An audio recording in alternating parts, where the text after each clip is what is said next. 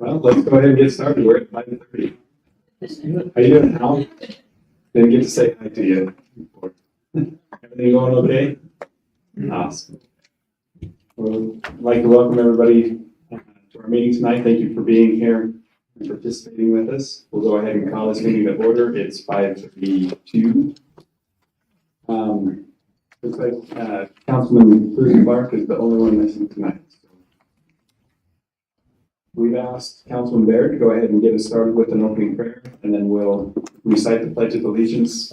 Lieutenant Allen, would you mind doing that for us? And we'll go to that point.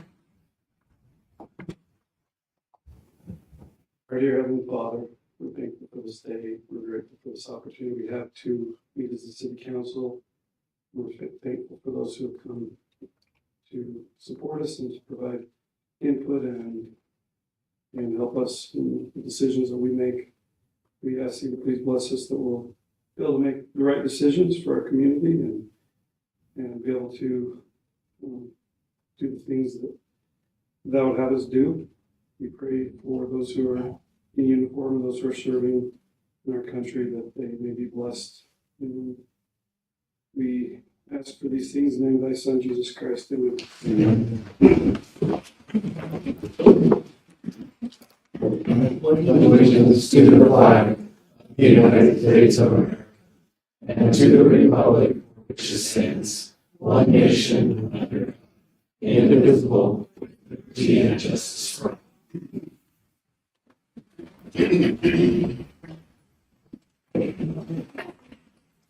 Okay, first item are the minutes from the last meeting.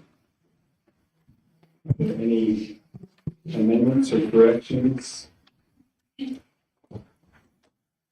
Errors? Move to approve. Okay, we have a motion to approve by Councilman White, Second. second by Councilman Allen. All in favor? Any opposed? All right, motion is unanimous. We do have our public comment period tonight. And anybody in the audience can take up to 3 minutes to address the council. Is there anyone tonight that would like to take that opportunity? Yeah, I like your jacket. So my name is Jenny Thompson, and you probably remember me speaking the last time I was here. So I had a dog come after me again, and it was inside the park.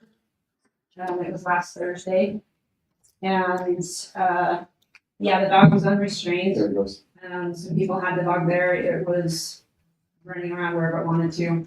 I called the police and reported it and explained that it was near where I was at. I continued on my walk.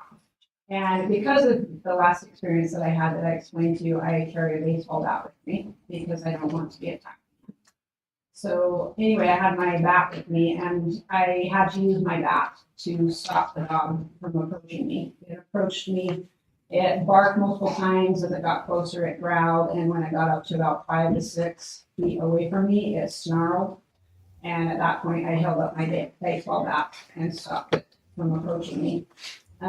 We shouldn't have to deal with this in public. I should be able to go to the park and not be afraid of someone's dog approaching me because it's unrestrained. And you guys swear an oath to uphold and defend the Constitution. Swearing an oath is a serious thing. What is our most important God-given precious right that we have? It's our life. If you read the Declaration of Independence, life, liberty, pursuit of happiness, life's our most important right, and the right to be safe from bodily harm. And when people's dogs are not physically restrained at all times, they can potentially cause bodily harm to us. It's an easy problem to solve. Just require dogs to be restrained all the time. Even dogs that people think, we had a dog that never hurt a fly until one day when it did decide to attack someone. And dogs are unpredictable, so I'm asking you to fulfill that hope that you've sworn to do and protect us from this. Thank you. Thanks, Connie. All right, is there anyone else that would like to take a couple minutes? Seeing none, we'll go to our first. Do we have any committee appointments? I don't think we do. We've been working on it. Yeah. You've been gone. I've been here, you've been gone. We did sneak in, Springs. Let's go ahead and have you come up. How you doing, Derek? Good, how are you, Mayor? Good. So, yeah, my name is Terry Strings, we live at 890 West, 100 North here in Roosevelt. We've owned our home for just shy of 13 years. We moved into this neighborhood, but we figured we found a place we can live out. One of the biggest attractions to this area is the space between our neighbors. I mean, we still have neighbors, but there's still space between us. Enough that we can have a conversation with our neighbors and get to know them, and we've got to know most of them. We learned early on that this was a pretty nice area. Really happy with the area. In our years of living there, we've seen people come and go. We've watched new neighbors change out, new neighbors in, and every time we've got new neighbors, it's been a wonderful experience. Right now, in the last, about 7 years, we've had the same pretty good group of neighbors that have been there. And we have really a good relationship with our neighbors. We try to take care of each other, we look out for each other, what neighbors do. About 8 years ago, we adopted our granddaughter, it's a little chewy dog. And she's small. She thinks she's 10 feet tall, but she's all bark. That's about it. When someone comes to the house, she'll smile. It's the most creepy and funny thing you've ever seen. And then she just wants to go home. So a few years after that, my son and his fiance brought home a puppy. He's a cross between a golden lab and a husky. Looks like a lab with husky colors and with purple stuff. He's just maybe the sweetest dog you've ever seen. With my grandsons, we call him the nanny dog. He's always with my grandsons. And he's always just standing in a spot where he's watching. If they're hanging out, watching a tablet or something, they'll just lay right next to him. And anybody that comes in there, it's funny. He doesn't know you, he'll get between you and the voice. And he's just very attentive and very aware. We've worked with this dog since he was a puppy. I mean, from day one, we've been teaching him what's okay, what's not okay. He's extremely intelligent. He only barks when someone rings the doorbell. If a car pulls up in the driveway, it's his little howdy doorbell. And then he runs and hides because he knows he's going to get yelled at for the doorbell. So it's our game. When we're not home or we're going to be gone for an extended period of time, my dog's going back. The back there's fully fenced. They can't escape. I can say in the 6 years that we've had Gannon and Rosie, or 8, they've never been trying. Reason to. They got plenty of room to run. They need right there. If they do escape out the back, that's my field back there. They're going to find that it's even harder to escape out of that. So, there's no place for them to go. Like I say, they don't ever even try. It's not something that they do. We do like to hang out in our front yard. My grandson likes to throw the ball. They like to play soccer in the front yard with us and just have fun. The dog loves to chase the ball. He loves to fetch, and he'll sit there and play until he'll finally just lay down because he's exhausted. And that's what he loves to do. He's got his little routine. When he comes out in that front yard, he hits his corners. You've got to go make sure that it's still marked, that it's his corners. He doesn't leave the yard. He may go out into the gutter a little bit. He may, he's a dog. He's doing his thing. He likes to be out there. He likes to play with his kids. I mean, we never let him in the front yard without one of us. And it's not because he's dangerous. It's not because he's vicious. It's not because he'll run off. It's because that's what you do as a dog. My little one, we call her Can't Be Trusted Dog. She'll sneak away and take off running. So she is always tied up. I can't trust her. She just won't listen. The big one, the minute I snap my fingers, he'll come and sit right next to me. I mean, that's the way he's trained. He knows better. Our wonderful neighbor, Rachel, she likes to tease him with treats, try to coax him to come over and just hang out. And he'll go to the fence and he'll stay right there and look at her. Just bring me the treat. But he won't leave me alone. He just won't do it. We've got to know, our neighbors' dogs. We know our neighbors' kids. We have conversations with all of them. If their neighbor, if Rachel's dog Zeus comes into my yard, all I have to say is Zeus go. And he'll look at me and fall and he goes home. He's harmless. He's a good dog. Every now and again, he'll wander in my yard. I have no issue with that. Rachel knows Zeus can come in my yard anytime he wants to. I don't care. It's fine. It's not a big deal. You know, the funny thing about this dog is my second to youngest grandson, his biological father will come and pick him up on Thursday nights for his visit. The dog is walking the truck. Always walks in the truck. As soon as he is buckled in his car seat, then he'll come back, sit on the driveway, and he whimpers when he leaves, and he'll sit in the living room and moan the whole time that was going. And then on every other Friday, when he goes to spend the weekend with his dad, and he mows the whole weekend and he's gone. In the mornings, he likes to walk in the preschool bus. That's his favorite thing. And he sits in the living room and mows and looks out the window. He knows when the bus is coming and when those kids are coming home from school, as you see him start getting excited. And he starts to whimper at the window. As soon as that bus pulls up, he wants out to go get his boy, collect him off the bus, bring him home. It's not a big deal. He loves to do this kind of stuff. My neighbors all know the dog. Everybody that's had any interaction with the dog will tell you that he's a sweetheart. He's a good boy. Things changed in our neighborhood at the end of last July.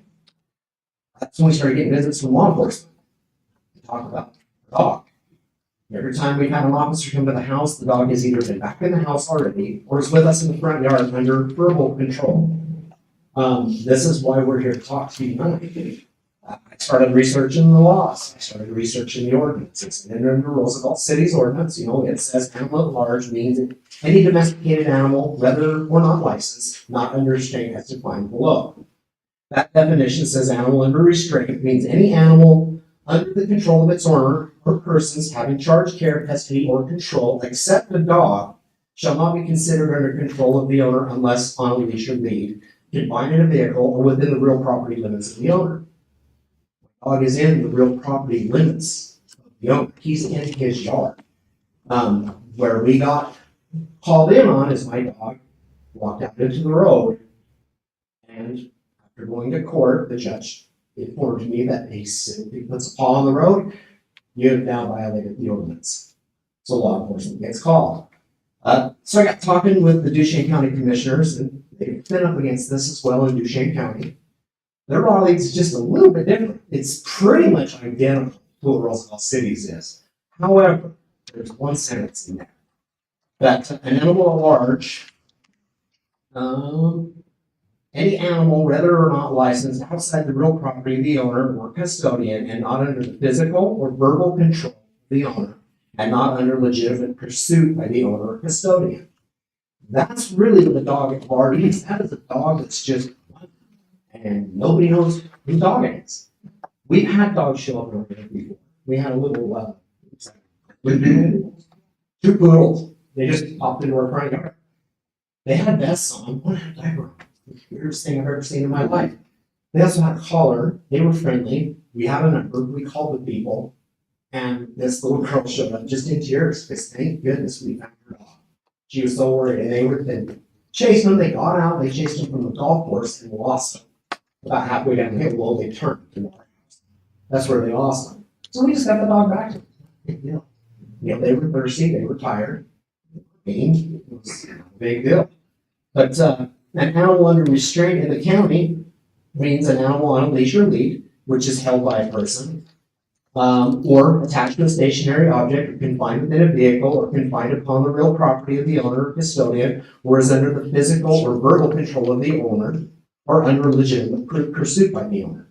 So my little dog doesn't listen to me. She's on the lead. This is the way it works for her. My older dog, the big dog, he listens. I don't need to put him on a lead. If I take him in the truck, we put him on a lead because I don't want him to jump out of the truck and get killed. I love my dog. He's a good boy.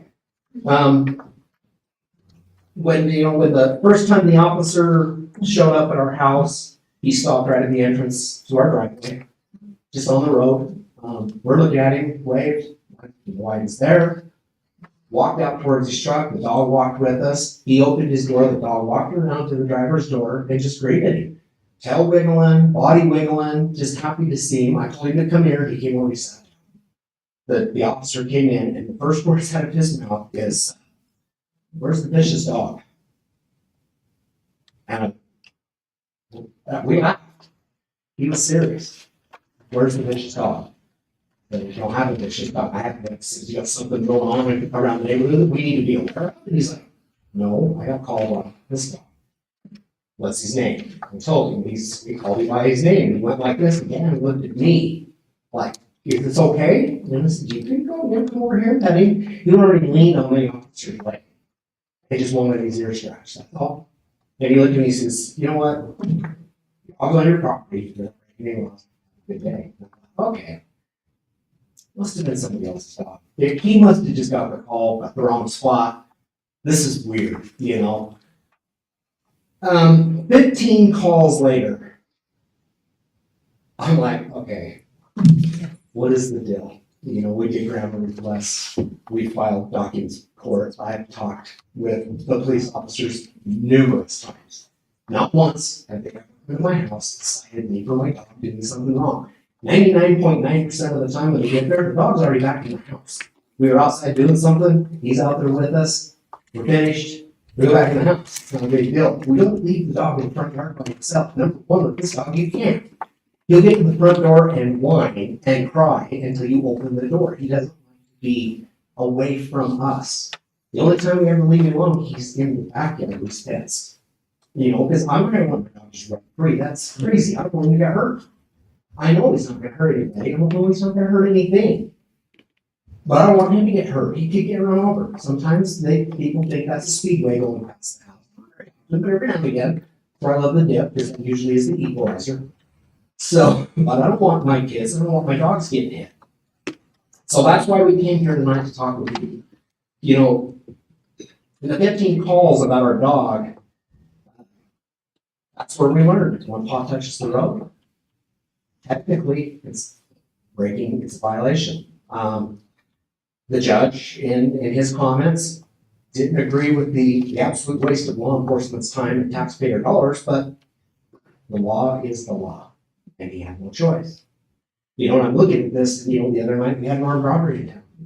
It was Roosevelt. It doesn't happen in Roosevelt. What if all those officers were in my neighborhood to talk about a dog that never really leaves his yard, who's not caused one problem? In the 13 years I've lived up there, 8 years that I've had dogs, I have never had law enforcement come to my house before. The first couple of times they came, I was joking with them about, "Hey, glad to see Roosevelt City still has cops. I've been a retired firefighter for a while. I used to interact with them all the time, punching in faces." And it's like, and then it got to the point where like, what are we doing? This is ridiculous. When I was with the assistant fire chief, Mayor Bird, Ryan can attest, at 3 o'clock in the morning page for that false alarm for somebody who just decided they were going to put one in their house. Yeah, they're granted. And you get there, and it's like, oh, well, we have to respond. We have no choice, and I don't think there's one on that department that wouldn't respond. But after that happens 100 times, you're like, are you serious? And then you get, you know, it reminds me of the little story, you know, what what's going to happen when somebody in that neighborhood needs an officer, but they're going there 40, 50 times a month or more? You know, just all this garbage. I mean, I've been on both sides at that point, and it's like, this would have, then, you know, just making that one little sentence of change would have saved all those calls. I mean, that way, if an officer could have responded and said, "No, there's not a violation. You're within the law, it's fine. If my dog gets away from me and takes off, and I don't know it, then we suffer the consequences. He gets picked up by animal control, he goes to the shelter, whatever. The dog's on a leash and bites you, you're still liable. If the dog escapes from you and bites somebody, you're still liable. Yeah. Well, I think we get the. No. I don't even know what to say. I've got the picture in my mind of what's going on. So appreciate that. We can take that into consideration as far as. That's all we're asking. Feel take the that into change. consideration, and please just kind of think about it, because there's another side of this. There are good dog owners. And this is the first time I think the council has heard this issue. Obviously, I think we have Lieutenant Tucker here and our chief of police that are probably aware of the situation, and something that we can visit with them about. And I would just say, if you have any issues so we have an admin meeting where we can get with the chief of police and a few of us and just sit down and talk about some of these things. And then we can have a little more time to talk about And I it. apologize for taking No, so much time. not at all. Type that up, because we do appreciate the opportunity to speak to you. Yeah, and our absolutely. concerns, if you consider, just look at it. Yeah. That's all we're asking. We'll take a peek at it and appreciate it. Thank you so much. So thanks. Connie, because of time, I'm Jenny, and you let other people get up and comment when it's not a public hearing, and I would like to comment on it. I'm the chair of the meeting, and I'm going to say we're going to stick with our time right now because we're going to move on. If you want to talk to us about this issue at another time, we can all get y'all in a room and figure it out, but we're not going to waste everybody else's time in this meeting. I would like it to be in record that you let other people. Put it in the record, and let's move on. This is not the time or place for the most part, this type of discussion. I can also talk to the public. Jenny, we have an officer here, and we'll have you removed if we need. Call the meeting to order. We'll move forward with our next agenda item.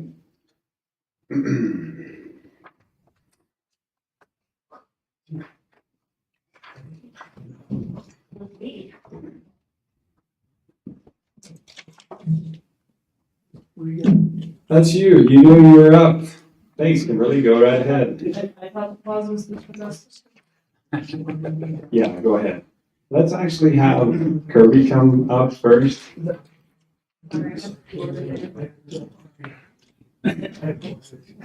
got the name wrong. It's Jenny or Jenny? Good evening, guys. Hopefully you guys have a chance to look at the statement of qualification binder in front of you guys. It's from JUB Engineering. So the city had advertised for RFQs for the engineering service for Roosevelt Airport. We only had one engineer. The engineering, and after looking at everything and working with them in the past, we as the staff would recommend that the city council approve JUB as our airport engineering service. I would just like to say that they've been super good to work with and in the past, and have been right there on the spot with anything we might have needed, so. I'd like council to recommend that they approve them as our airport engineers. For the next 5 years. Do you have any questions or comments?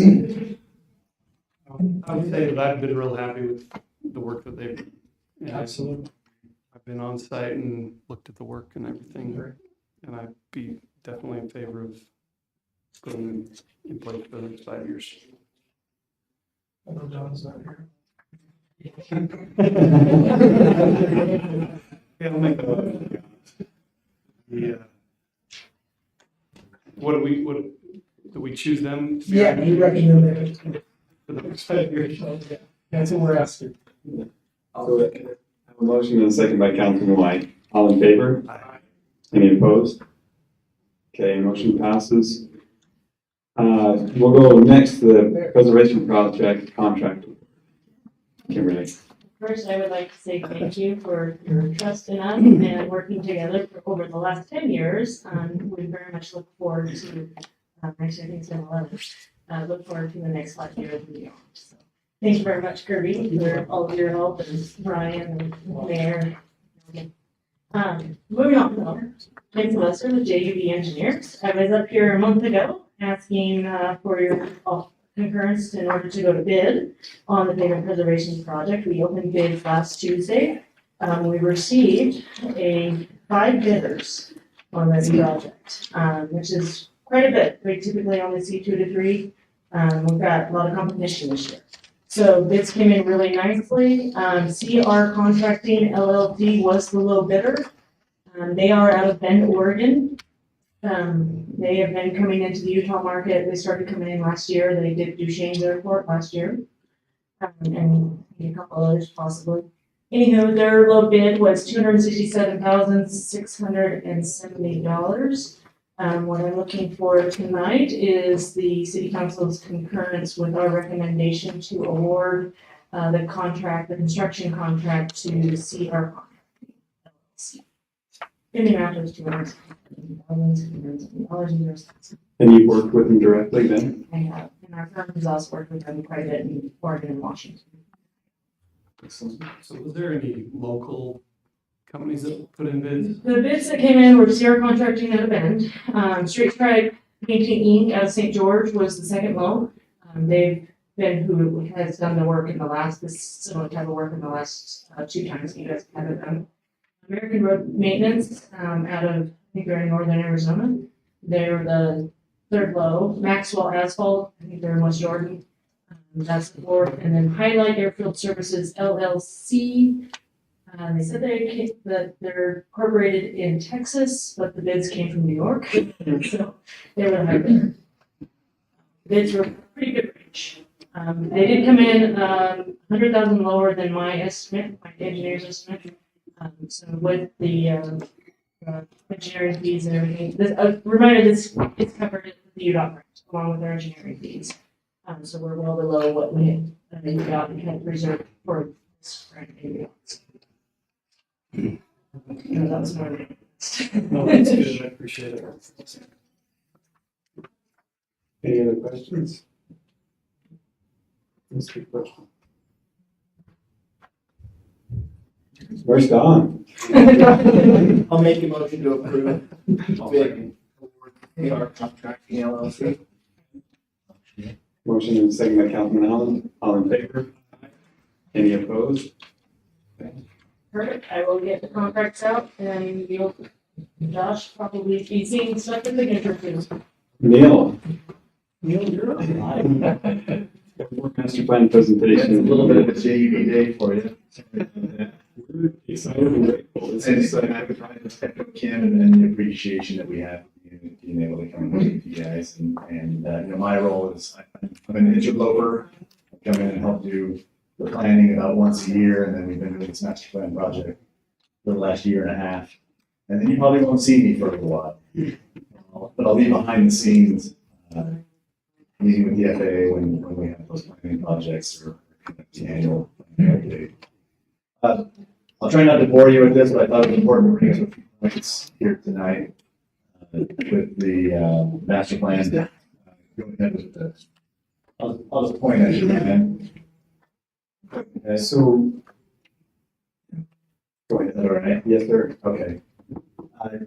When we started the project, we had a few key issues that we were looking at. We've described these before. I won't go into a lot of detail here. But these are the things that we felt were significant, things that we heard from you that were significant. We're trying to address those. There's a few other things that you guys already know you have going on, things like updating the pilot lounge, some of the other work that's gone on with the city hangar recently and stuff. Yeah. So top issues that are kind of already in the works of current day rather than looking at the road. So. Too far. Just a few recommendations, expanding the space available for hangars. If you remember when I came last fall and presented, we talked about that at a little more length. Helipads were a big deal out here. You guys have a lot of firefighting support operations that happen, so that will be a nice addition to the airport in the future. One of the things that you'll see in the short-term project list is to get some fencing and some security put up around the airport. That's important and urgent of a need, probably. And then there is funding available to buy equipment to help with snow removal. And that's one of the things that we kind of identified on the list that is an opportunity for improvement at the airport. We had you know, from the last time we presented to you until now, we did receive comment back from our counterparts at the FAA, and specifically talked to them about the type of aircraft that are using the airport today and the type of aircraft that we expect to use the airport in the future.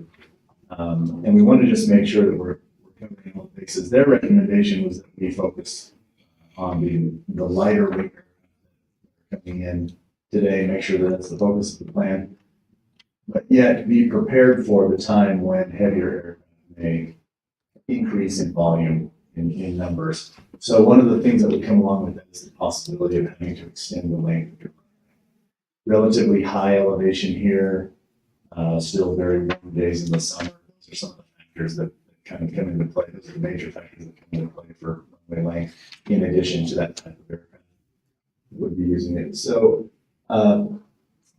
this isn't hard and fast, but based on some of the analysis that we did, that extended runway ranges from 68. Today you have 6,500 feet. The future need is in the range of 6,800 to over 8,000 feet in length. And we felt like 8,000 was probably going a little bit beyond the mark. Ultimately, we settled in at right about 7,200 feet. That's a comfortable spot, matches what Vernal has. That's an example. And so our recommendation is that we include this on our plan, and we've drawn up the plan with this runway extension on there. But we want to make sure that the city is okay with having that as part of their plan, because it has implications for future property acquisition off the end of what is today city property. Otherwise, this should look relatively similar to what we presented before. We tweaked this a little bit and done some things to make that just a little bit more smooth in operating aircraft around the future taxi lanes and the apron space around the hangars. You can see everything in red up there is property that you don't own today. But we're including some future property acquisition in your plan so that if the opportunity is available to you, you can get funding to do that from FAA. And expand the hangars in those areas.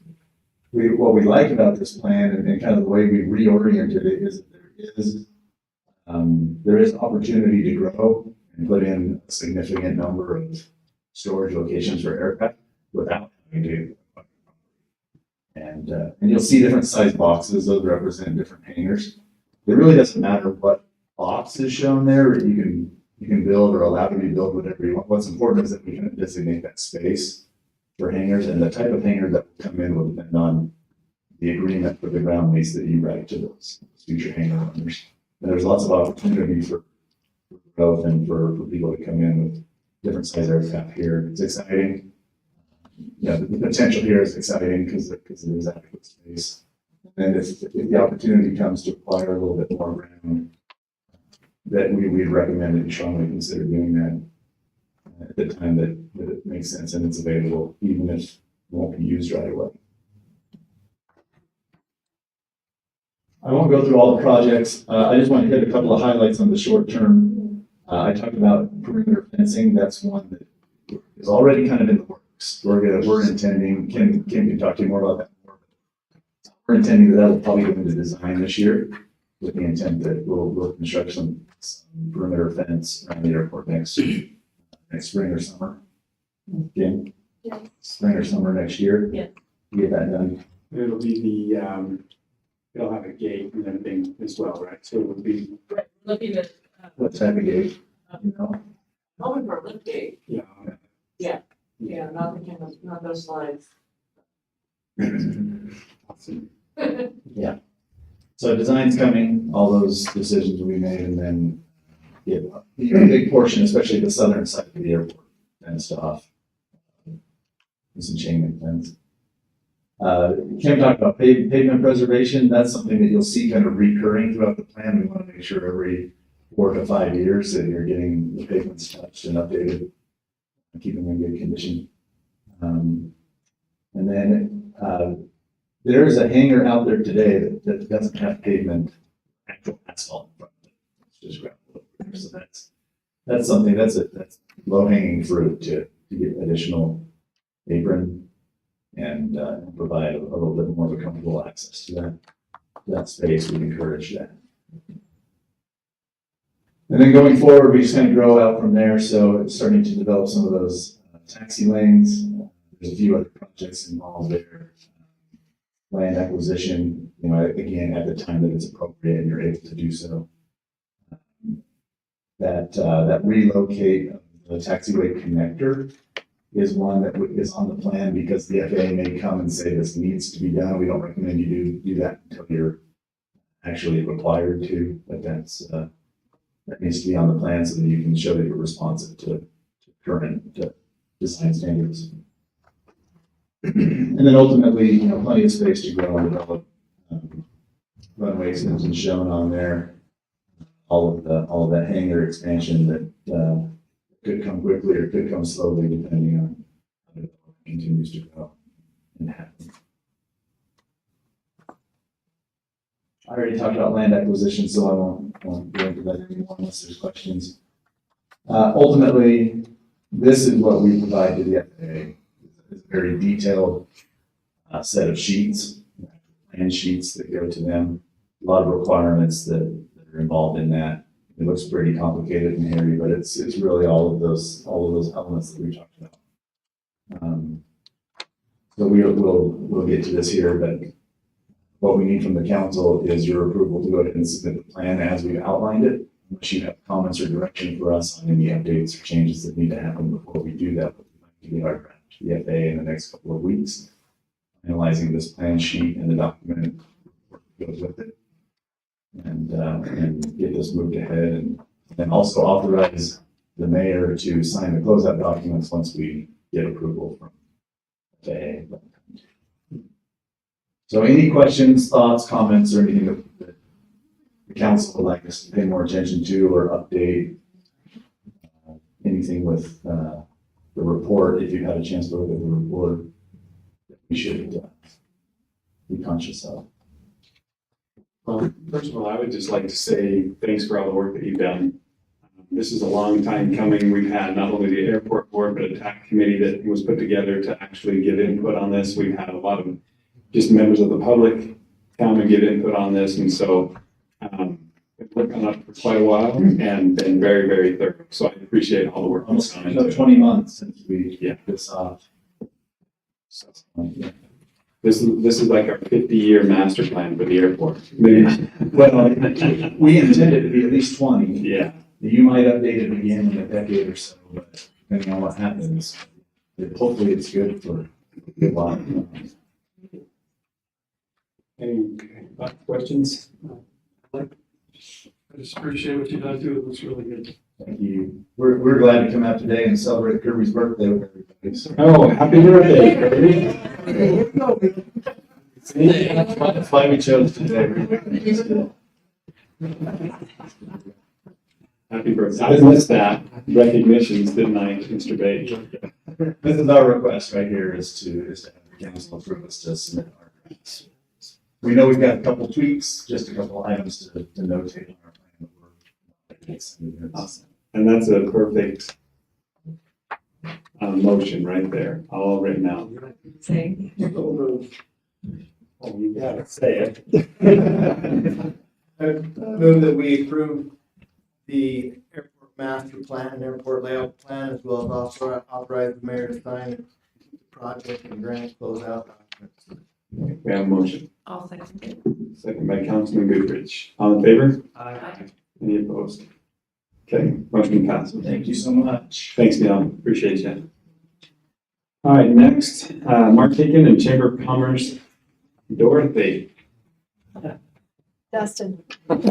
Dustin. And just really quick, Mr. Bake, did you have any other recognitions besides Kirby's birthday? I can go through the city manager report. Okay, sounds great. Thank you. Thanks, Mark. Here's some things we did last year. We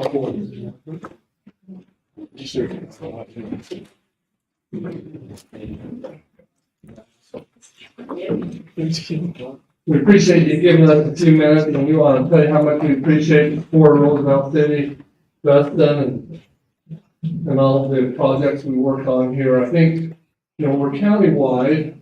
We do a lot over here. I think most things that take place, you're sick. Sorry, interrupt. No. Well, we appreciate your help. I think most things that take place in the county, some way either we're directly or indirectly involved with.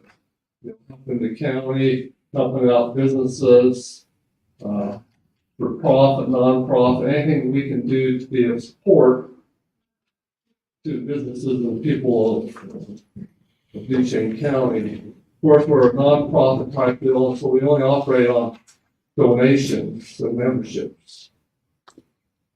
And so, we strive hard. We put on, okay.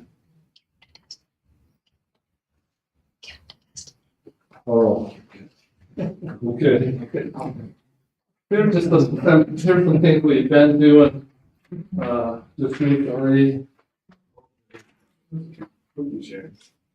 He's got two more.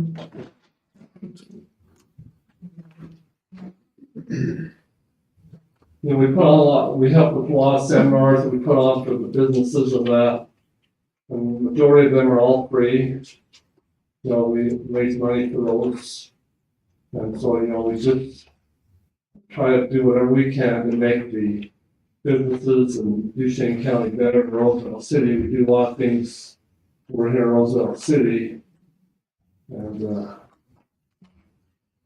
so we're looking. I think a few things. No, you're doing good. There's one thing I might point out. I've been on the board for just over a year now. It's been a fun thing to do, especially see the growth of the chamber serving the Duchesne County area and just the different things that we've improved on. And we have some good momentum going right now. We've added a lot of different memberships with the chamber. We've offered a lot of resources to these different businesses. And I would say that one of our purposes as a chamber is to promote and protect the businesses of this area. And that's our main goal, is to do those two things. And we have a lot of different resources that we do to help with that. And like Mark talked about, we rely on memberships. One thing that, helps us a lot. We recently had a lot of activities. You can look in your packet of all the different things that we do have. I talked a little bit about the momentum that we have going. We recently just added 3 new board members. And they're very talented individuals, and they're going to bring a lot of their talent to this board. It's Tyson Snow with Human Basin Healthcare, Colin Peterson with Moonlight Electric, and Stephanie Arnold with Spectrum. So we have a lot of good things going. We offer a lot of different resources, and we're just, like Mark said, we're looking for some help with membership with Roosevelt City. The membership is due, and we were just looking to discuss, about Roosevelt City getting on the Platinum Premium membership. Right now, Roosevelt City has been generous, and we appreciate the gold membership that you do offer to us, but we're just kind of discussing a little bit about what we could do with the Platinum alternative.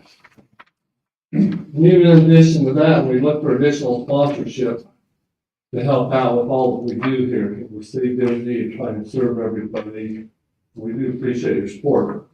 Anyway, in addition to that, we've also asked for, if possible, for additional donation just to help us out. We really appreciate it very much. Anything else to working? What is the platinum? It's right here, 5,000. I might just say that Auburn, of course, we're not Uena County, but over in Vernal, they have 3 sponsors that give them $90,000. And we have three platinums, so it's 15,000 for the whole year. And they get 90,000 right off the top without any other membership. So we're just trying to keep things going and keeping it moving forward. And we feel like we bring a lot of value. We do RBA. I think some of you have been there, and we do all the family activities, the fall festivals, the tree lighting. We do all of that. So, I mean, we're constantly doing things. We help with the golf tournaments, with the raffles. You name it, we do it. Well, I will just say, we appreciate all that you do for our community. I'll start off with that, because I know that you're very involved, and I see what you do for our community, the ribbon cuttings, the RPAs, the everything else, and I think it's much appreciated, for sure, so. So, What have we done in the past? yeah, have we got the funding, available to support this? So what we've done the past couple of years, we've done the gold membership. So when I first got to the city, we weren't doing anything. We definitely want to support the chamber. So it's been one of those we've been trying to build into our budget each year. And so thus far, we've just been pulling it out of, who's the city manager discretionary that we've been sponsoring this. And that's where this is one. If we get up to a platinum level, we definitely want council's participation. If we're getting into that level, if we go above and beyond that, what would be.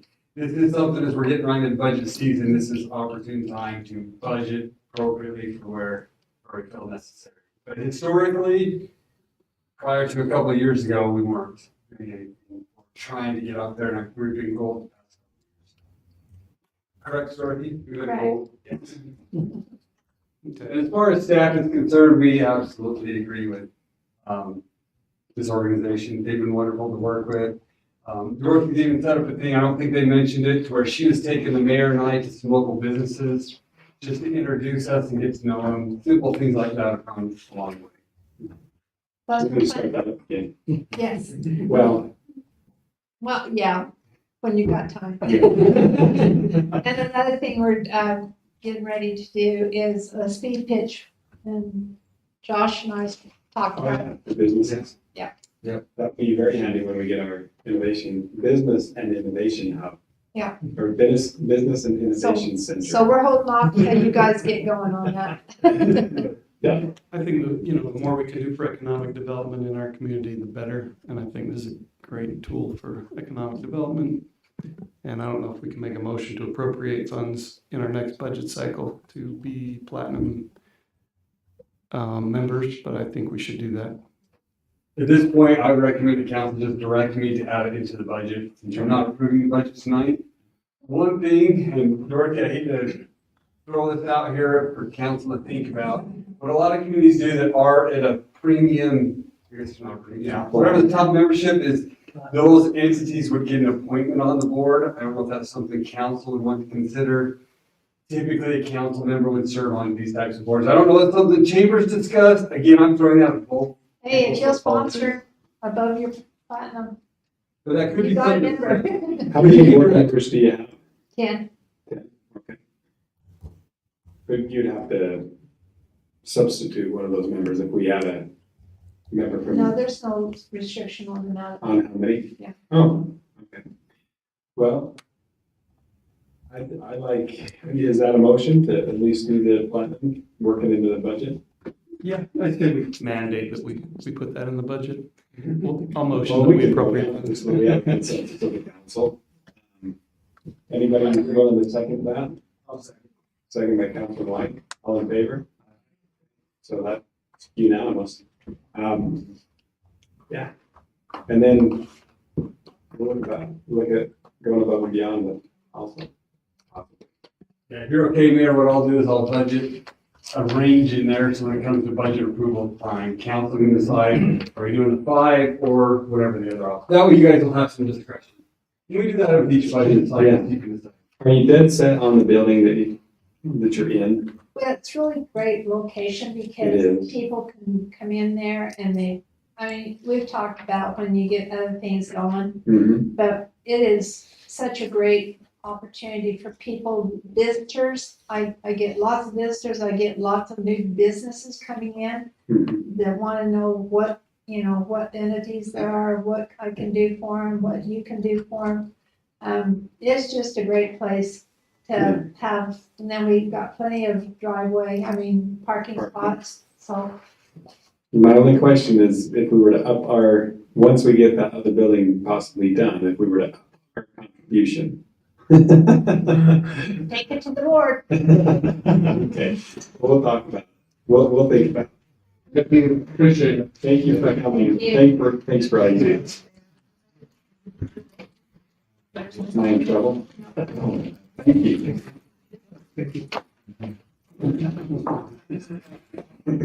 Well, I feel like I'm in trouble tonight. Grant, I was looking for you that a little earlier. Anyway, yeah, I was like, where's my back?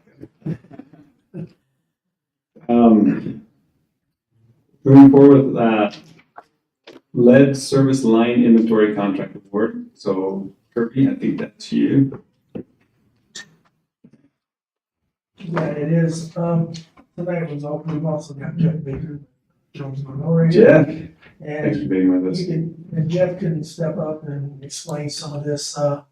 If you looked at the memo or had a chance to, the US EPA is requiring states to comply with requirements of lead and copper rule revisions.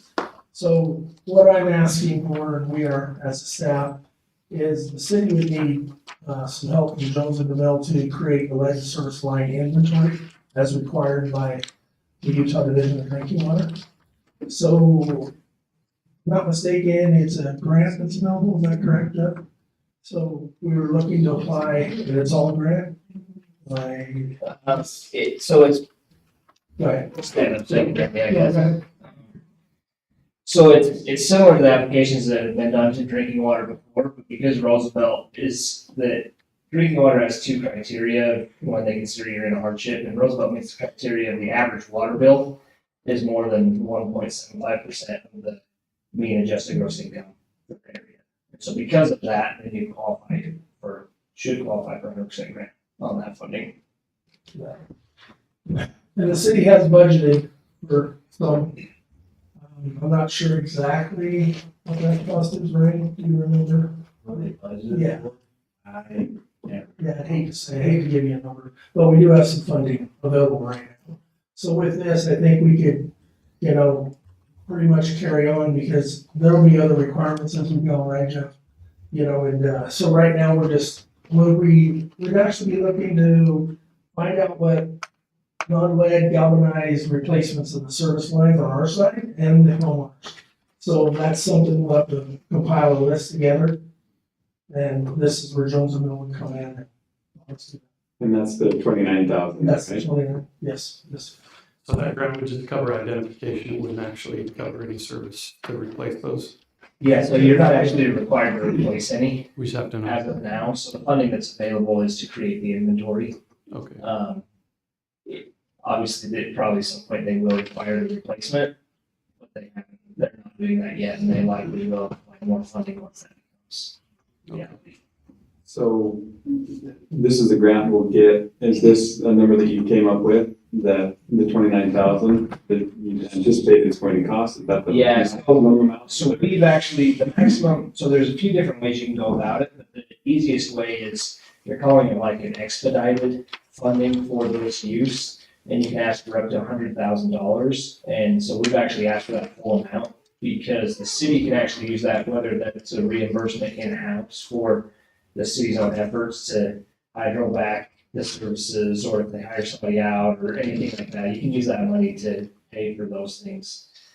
So ours, there's a lot of research in what we've included in our contract as far as county records, working with Kirby on as-built. We have to identify date ranges of when homes were built and then also when pipelines were installed. The big ticker here, and I think that the hardest part is that they require you to identify what's on the homeowner side of the meter too. So even when projects have been done in the past and services have been replaced, we'll have good information there, but there's probably gonna be a lot of work between the city and or hiring out a contractor or whatever to determine, identify what those are. And then you don't have to do every single one, you can apply statistics to it. The proposal we've given, I've tried to go kind of on a worst case scenario, and I'm proposing to do it hourly, just because I think we don't know, I know Kirby's got a lot of records, we don't know what all's available. I feel like it could go a lot quicker, and so it would just be something that we do more on an as-needed basis. And the main goal of what we're doing is to create a repository of the available information as well as an interactive GIS map that we would just give to the city to put on their GIS database that would allow the city to go in and actually do a drop down and identify each of those services. And we're talking, this could be used for the next 5 years. I mean, there's not a deadline on when they think they'll require replacement, but it's something that's being pushed down from the federal government to the state government and down onto individual water systems, so. Gotcha. So as a staff, we'd like to ask city council to award this contract to Jones and And we haven't gotten the grant yet, but we have submitted. No, so we've actually been working with Brian to submit it, it's submitted, so Yes. we should hear. And I guess maybe the key on that is expedited, it doesn't have to go to the drinking water board Mhm. meeting, their staff can just award. And my only other question is, so 29 grand, we have it in our budget just in case we don't get the grant then? Is that, I believe the number was that we already budgeted was more than 29. we did? Yeah. Okay. Probably. That's, I just wanted to double check. But I don't want to give you exact. That's okay. I just want to make sure that just in case we don't get the grant, it's all covered and Yeah. we're good to go. Cool. Any other questions from the council? Okay, motion to approve. I'll second it. Second by Councilman Baird, all in favor? Aye. Any opposed? Okay. Thanks, guys. Aaron. Mr. Brown. I'll keep this on. So council requested we do a survey with some of our recreation activities. So Sunshine's done an incredible amount of work on this, and so she's gonna give you some survey results that then Aaron will use to explain some of his projects. I'll turn it over to Sunshine. And I would thank her, and this was part of my recognitions, was recognizing her for all the hard work. You see this incredible packet. These surveys are phenomenal because then we get to hear from the people and they're very talented. I'll try and keep this quick because the information is pretty basic. It was a simple 4-question survey. Residents also had the opportunity to provide their contact information for volunteering, and a lot more people did that the next time, so that's great. Can we go to the next slide, please? Okay, this is just a fun graphic. The words are weighted, so the text that appears the largest or front and center appears the most times in recommendation responses. So clearly people really want paper wash and splash pads. This I thought was really valuable. This is highlighting where people get their information about recreational activities. A lot of those responses at the bottom where you see, 0.5%, those are people selecting other and putting in their own information. I can give you a more detailed breakdown of all that. But what really stood out to me is the newly created Roosevelt City Recreation Facebook page is definitely really leading the way as far as any kind of media that we control getting information out there. Obviously, the very most is word of mouth from friends. That's a little bit harder to quantify because I don't know how many of those people are spreading information word of mouth because they saw it on Facebook, right? But that's really, really valuable. Same thing, we have our most used facilities. I tried to not only say, oh, this park, but to break down what particular facilities at the parks are being used. Again, obviously, the aquatic center is our most used facility. Next closest we are. I don't see our golf course on there. The golf course on there, try to go back to 9%. Oh, there it is. Just kidding. I'll rally the troops next time, like aquatic house. I'm just joking. So yeah, behind the aquatic center, obviously Constitution Park is some of our most heavily used facilities. The walking park and the baseball diamonds there. I'll go to the next one. So this I also thought was interesting. This is participation. It's not just what the respondents participated in, but we asked what their family did. So you or anyone in your family, what activities did you do? The breakdown, the square size represents how many people did something. So soccer, we had 65 respondents say that, they or somebody in our household participated in soccer. 62 for pickleball, so neck and neck.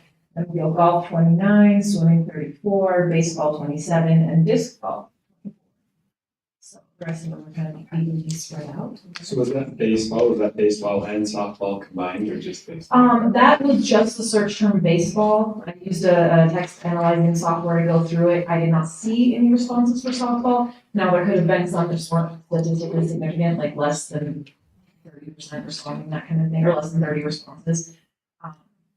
So those are just gonna be the ones that came up frequently enough to trip the radar. Lastly, our suggestions, obviously people really want pickleball courts. There were some other suggestions, again, I didn't include suggestions if they didn't have at least a few responses. That's why you have the full responses there included in your packet. So there were things like people wanted, motocross tracks, and there were a few people who really wanted places to mountain bike. I responded to the survey and said I want more places to ride my horse. So there were some suggestions outside of these, but these were definitely far and away what people wanted the most. Pickleball courts, both indoor and dedicated outdoor, splash pad, and then tons of suggestions for indoor activities, indoor walking paths, rec center, just anything they can do in the wintertime. So that's just into all of your responses there. Do you have any questions? I'm curious, did you find out whether the people taking the survey were residents of Roosevelt or outsiders? So there's not a really strong way without contracting an outside company to filter people like that. You know, you can go by IP address, things like that, was really unreliable. So no. The way the survey was distributed was most of the responses came, a good chunk of the responses came the night of the recreation survey. We had QR codes out people could scan. So we were talking to people as they were doing the survey. The rest of it was just disseminated over Facebook. So yeah, people from outside the city could have responded. I don't really think they did. I don't know why they would. I do. Because their resident friends would contact them and say, hey, we're having a survey, make sure you do this. But that's okay. I mean, not that happened. I'm just saying that that's. Well, I mean, it's worth considering to talk about this, you know, we do serve more than Roosevelt City, right? So Oh, yeah. whether or not we think that's equitable, their opinions are so relevant. I think it's telling, and I think it's a good demonstration of, and a good exercise. I appreciate it. I shared it with family and friends, and I had people say, "Oh, I live in the Cove. Is that okay?" And I'm like, "They come and use the pool. They come and use." I mean, if you're paying, golf if you're course, paying yeah. entry fee for the facility, right, that adds some validity to your opinion for sure. I know Erin has some things to discuss with you. If you have any other questions about the methodology or anything like that with the survey, I can help you. Was the mini golf an option? So mini golf was not listed as an, I didn't list options for What what came up with those options on their Yeah. phone? Those things, those top things. Yeah. But there is mini golf. Some of them did say mini golf in here. Just not as many as the splash pad and pickleball Yeah, court. that's Yeah. exactly. So the image you showed last with the pickleball courts. The first image there, pickleball and splash pad and all that. all the time. No, the last one that had Oh, graphic back to the- bars. Yeah. One of them was for Pickleball, courts. splash pad, and the indoor. I'm just curious, like the Metron one, is that how many responses? That's the number of responses, yes. So that does not correlate necessarily to number of individuals, because people would be responding for their family or things like that. Okay. It's the number of individuals who took the survey and said, this is what. Okay. Isn't this, the reason we kind of went this route was to identify when we were talking about some of the things. And also arts, parks and rec. So this was actually, as far as I know, Preston's idea. He reached out to me and asked, he said he wanted to do a rec survey, during the rec preview night, because I think he thought that information would be relevant. And so then I helped him out and created this. We kind of collaborated with the rec department to make sure it was going to meet everyone's needs since we were doing it.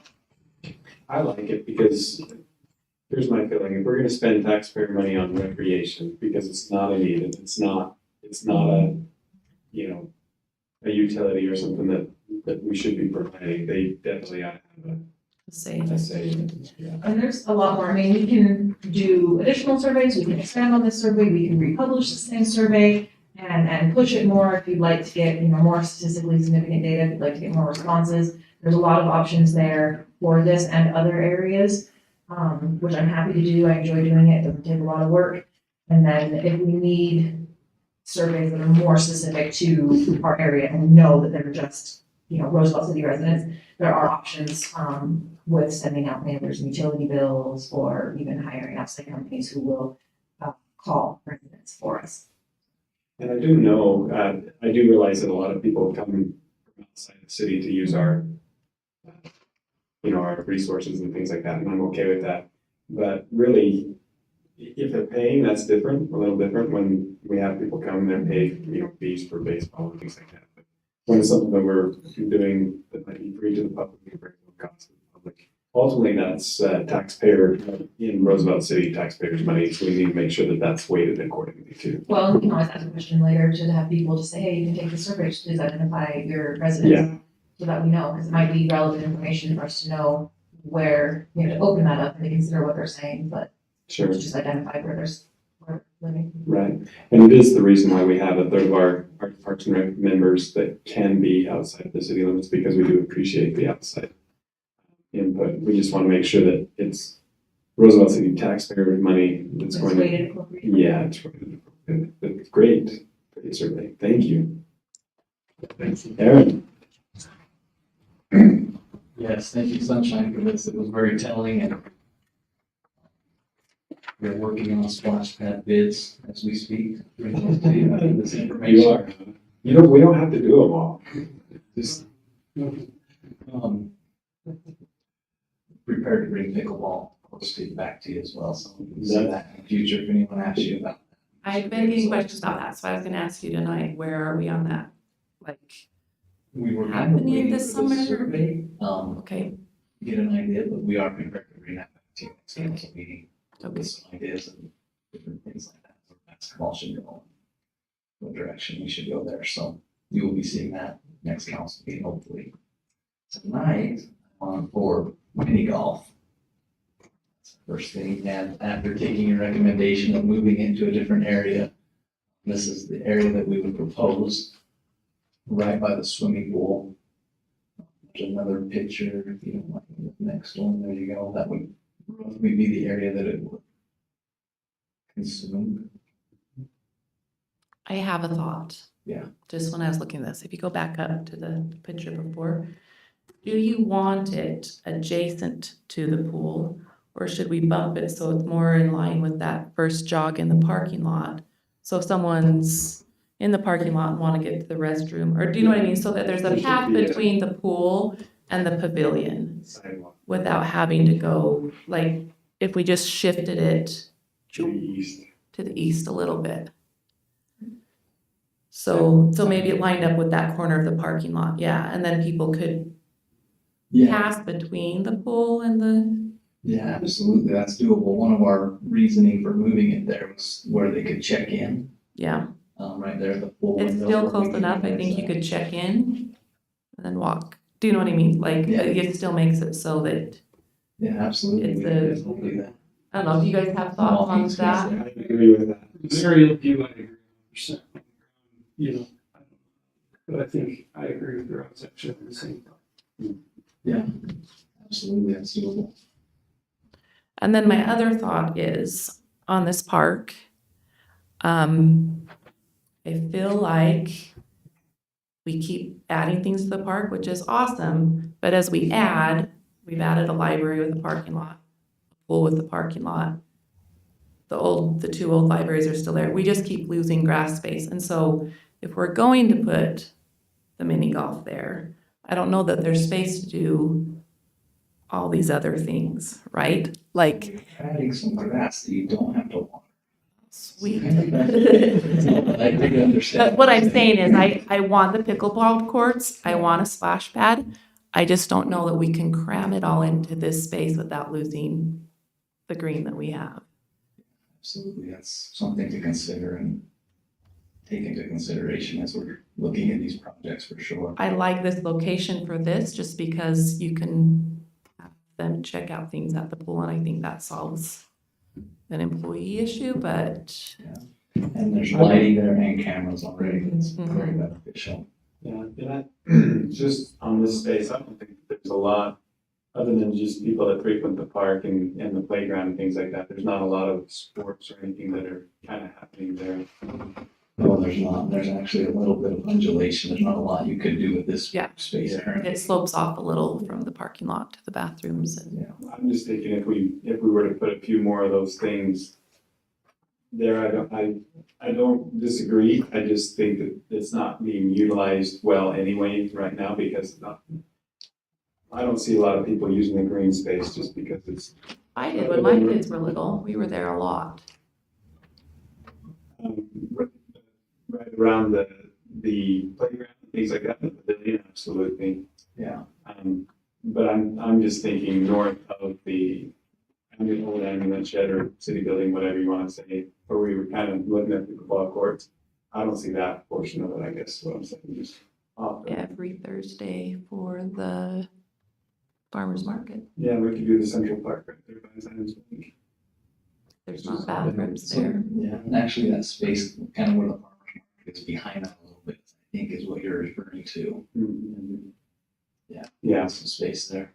yeah, but either way,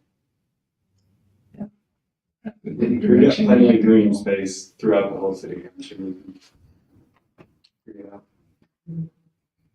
So the new proposal, moving it here, we would like to have the fencing, we'd like to fence it, and have that be decorative to match the outdoor pool fencing. So the original fencing bid of just the chain link was around 14,000. So the fencing bid did go up a little bit.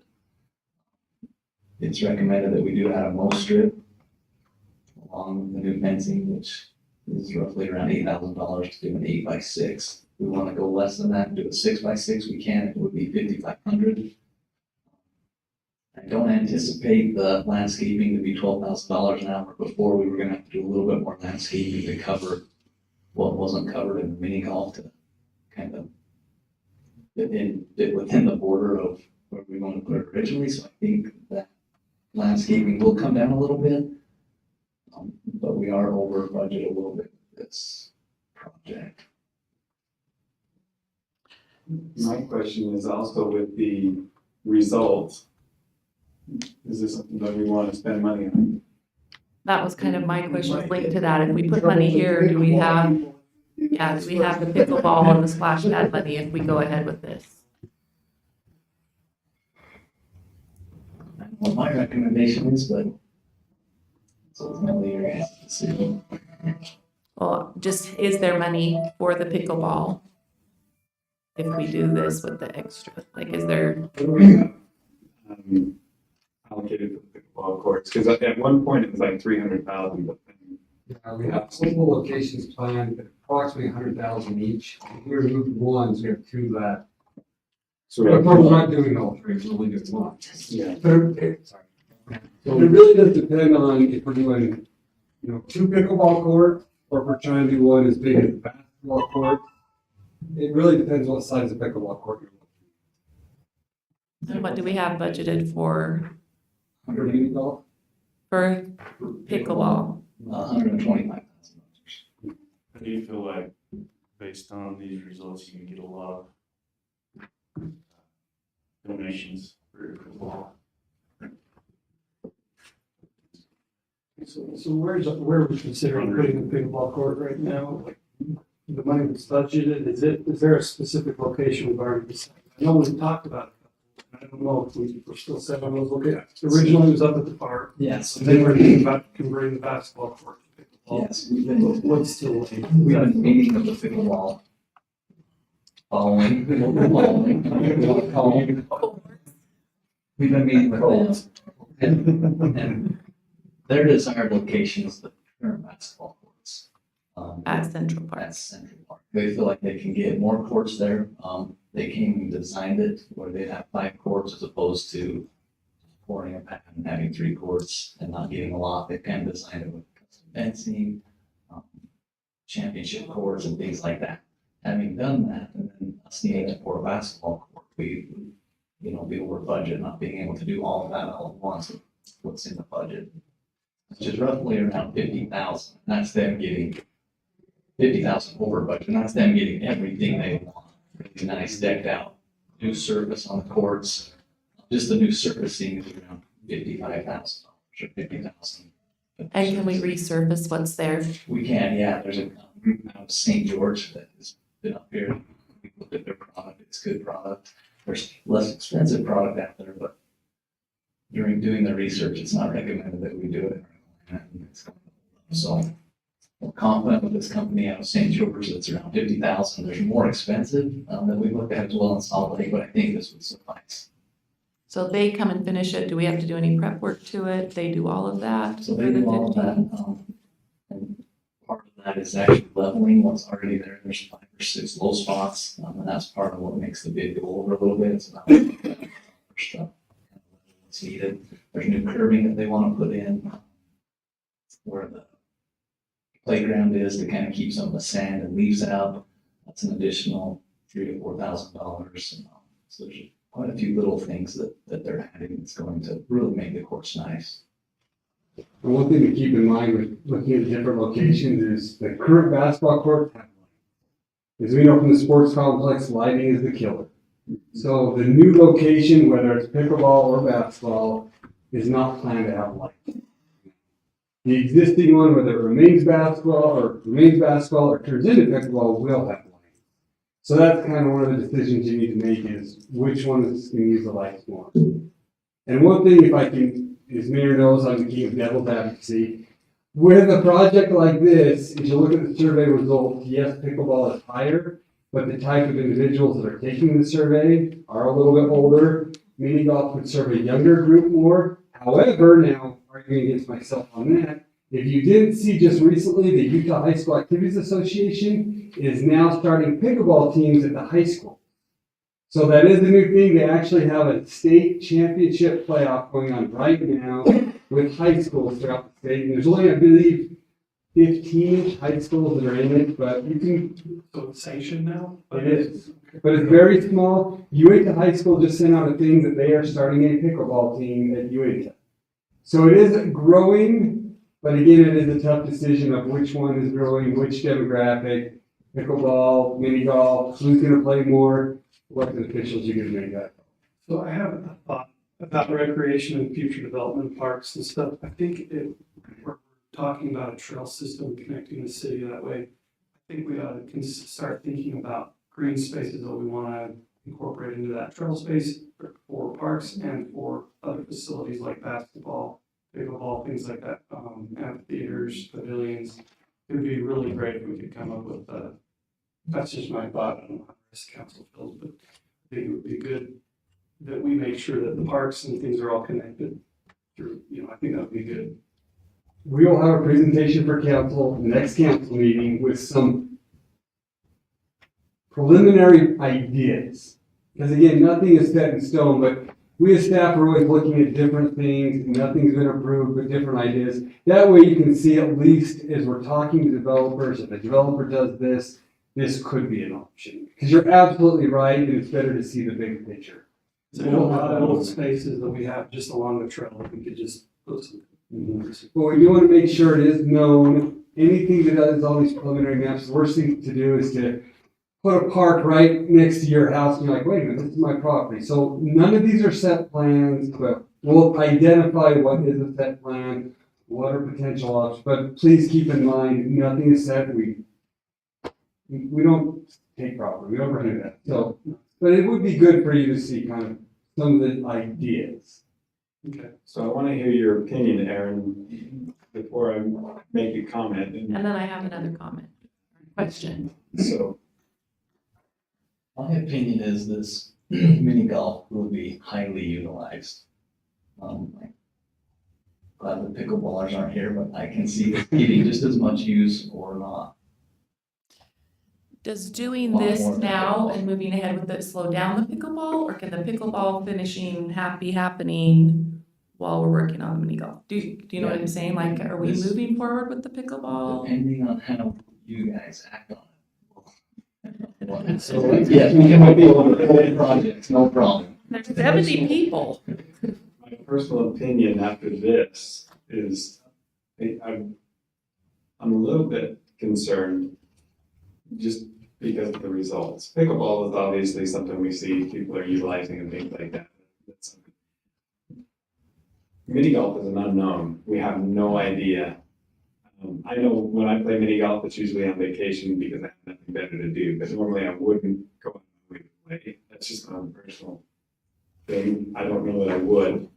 That's a personal thing. So I don't know how anyone else feels. And then looking at this, I'm just thinking, I don't know. I think it depends on how good the course is and prices. And I know my family would definitely use it a few times, and then I don't know how much we use it after the first year, I can see high school kids doing it for a date or, Yeah. you know, Maybe young summertime, families doing it. when it's warm. Another thing I look at is we don't have anything like this right now. There is opportunities to still do pickleball. We're still playing. This is something very unique that I think would be fun for the city to have. I don't disagree, that it'd be unique and good for the city to have to a degree. Yeah. My thing is if it's not as successful as we think, we pour a pan, we get all of this and I just hate to wait any taxpayer money. I mean, even for the basketball courts, have been how long, when we're looking for? The basketball courts? Yeah. I've been seeing kids playing on them quite a bit lately. Right, but I mean, how long ago were those poured? 1997. Yeah, and they're still getting utilized. Yeah, like. What if we took this information from the survey, put the top 10, 12 answers in it, put the mini golf and throw it back out there and see? Are you thinking like just like a single question, like rank the projects? Pick your favorite two, even, you know? Yeah. If you were to pick two or three, If that's- like, if you'd like me to do that, I can get it. I don't know, I'm throwing the idea out there, like, I like the idea, I'm just kind of going along with the survey. Maybe a list of like top 10, I Yeah. can generate that pretty easy, and what I would suggest over saying maybe pick your top 2 is just asking people to rank them, Oh, and because then, that will just give us more information. that's If we great, can, from that, then we'll the top 2. right, right, But then we'll have we can see how people are weighting those different facilities or activities a little more closely. And is there a way, because how many respondents were there? 260. That's a pretty decent amount. Yeah, and I think that a follow-up survey, I mean, we did have the benefit of, we had an event, where people were there, they were contained, and I could offer them candy and say, hey, please take the survey. So that changes things, but I think now that people have already been distributing the survey and responding to it, if they see a follow-up, they might be more likely to respond. One thought too is one of the companies we're working with on the campaign, is they're able to target. That's what I was referring to, yeah, there's companies that we can hire out to, they're not the most expensive, I don't have anything in my budget for them, but, you can have targeted, you know, or they call, or they, you know. I'll check with them and see if we can get a targeted toll. And even if it's outside of Roosevelt, but just maybe the Cove and you know, just close areas and maybe rate these. If it was like, if it showed up on one of these, I would be like, yeah. It's just a little bit hesitant. I hate to use the word hesitant because I got accused of being hesitant at one time. No, and I'm not here to say pickleball takes a backseat to mini golf at all. I'd love to see both Right. projects. Sure. Yeah. So you beneficial, and we do have some money set aside for football, it's just finding out what the community really wants, so all we have that. That's my only concern is what not that we can't do both, it's just, it doesn't rank very high. once you have an approval on this, how fast can it move forward, what's the time frame on it? The contractor is about 2 months out, so it's something we can move fairly quick on, Okay, but we do want to get on their schedule. So I wonder if we can get I'll get you some information, I'll be able to get you something probably by Thursday. And then maybe we can get a survey out fairly quickly, and then by our next council meeting, Yeah, if it was just me, I could get it out by the end of the week, so it just depends on what route you all would like to go, if you'd like to, you know, do it in-house, or if you'd like to contract it out. if you want to go ahead and start putting it together. And Is that all we then- want, is the just you rank? might could say, I live in Roosevelt City, I live in Duchesne County, I Yeah, live in Uinta County. You could, you know, ask that question too, and that might narrow down Yeah, some of your results. We also want some demographics in there. There's one thing to keep in mind, who's your pickleball Age group. Right, demographic? right, mhm. do an age That's bracket, something to keep in mind, who's gonna take a survey? It's not gonna be your 12. it's not your splash pad. It's gonna be someone with an agenda that, hey, I want a place to play. It's easy for me to call my buddies and say, guys, take the survey. So that is one thing to keep in mind of, surveys can be Right, Absolutely. Put these kids on Facebook. manipulated. So, One thought that I would like to share. How likely is pickleball going to go where the basketball court is? That's pretty high up there, right? So my thought is, we're gonna do all three of these. We're gonna have to build another place to do basketball. And do we want to do the basketball first or mini golf first, I think is the question we need to ask, because we already are all in agreement that pickleball is probably the next thing. I don't know how many people will, once the basketball is no longer able to be used for basketball, I think we're gonna get some complaints that, hey, there's no place to play basketball. We don't have mini golf right now. Not that we shouldn't maybe plan to do that, but I'm just thinking of what headaches we're gonna cause ourselves in the near future if we convert the basketball courts to pickleball, and then we spend all our money on mini golf. We could do like a memorandum or agreement with the school district. Well, along those lines too, if pickleball's now sanctioned, I don't wanna build a facility and then the schools, you guys know exactly where I'm going with that. Oh, my word. So, well, it's kind of like a pool, we build a pool.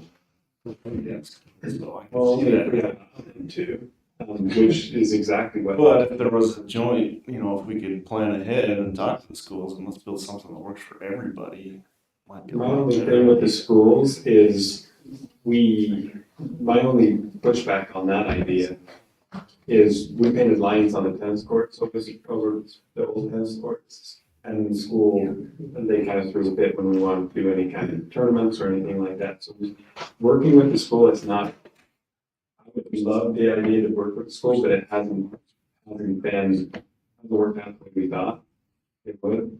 And that's why we're actually playing on the basketball courts, because they were playing on the old tennis courts and got pushed back and we painted the lines on. They did. That's a good One situation. thought, as I was thinking about this, for basketball, I don't know that it's possible, but how hard would it be to put some standards up in an existing parking lot or somewhere where people could play basketball and just do that until we get a more permanent basketball court made? I mean, that was the thought that I had. How are we gonna do all three of these, basically? Where were we going to put the new basketball court? So there's multiple options that will come to council. One is Central Park, but another option we're looking at to diversify our parks is down at Centennial. There's a piece of grass there that won't interrupt football or soccer. So it's off to the side, because that is a park that's not really a park. So there is a place where we could put a basketball court down there that would help that diversify into a park. Is it accessible? Like, can you park Right by the parking lot. Okay. And one thing, Councilman Goodrich, to answer your question, is we know our pickleball community is very vocal. And again, we do have the budget to make, and I like how you said all three, because it is really three projects. All three go at once. We can do that financially. If we did that, staff's recommendation would be to make, even though they're all three going at the same time, pickleball would be the first one started, because that group of the community is the most outspoken. So to me, it really isn't which one gets the priority. We can do all three should council decide, but pickleball is the most outspoken, and that would, as far as signing the first contract, my recommendation would be to do that one first, because of that community that is, again, very vocal. They will be here, and we do not want it to appear, if we're doing all three, that we're choosing one over the other. But Aaron has been really good about getting bids, making sure there's money available for all three. So that is a good point. But yes, I agree. We definitely wouldn't want to tell one of the groups, any of the three, that they are not a priority if we plan on doing all. The other thought I had is, didn't we think 100,000 for the basketball court? You were looking. It's the basketball court, just pouring the court is around 70,000. And then what about fencing and backstops? Yeah, so the fencing is another 15,000. Hoops are about 2,000 apiece. And then no lighting, that's gonna be the. people like to play volley at night? Account person like somewhere, somehow. Yeah, The one thing to keep in mind, and again, we're jumping ahead, if we did move the basketball court down to Centennial, there are no restrooms. That is a future problem that we would have. So, but again, we want to diversify our parks, get into different areas of the community, so it's not necessarily a bad problem, it's just another. probably ask how much, because it's, the thing, and this is why everything keeps kind of funneling to Central Park, besides, baseball and stuff, it won't be at Constitution, is because it's so central, it's where it services the most community, and it's most accessible to our community, and that's the benefit I see of having those things there.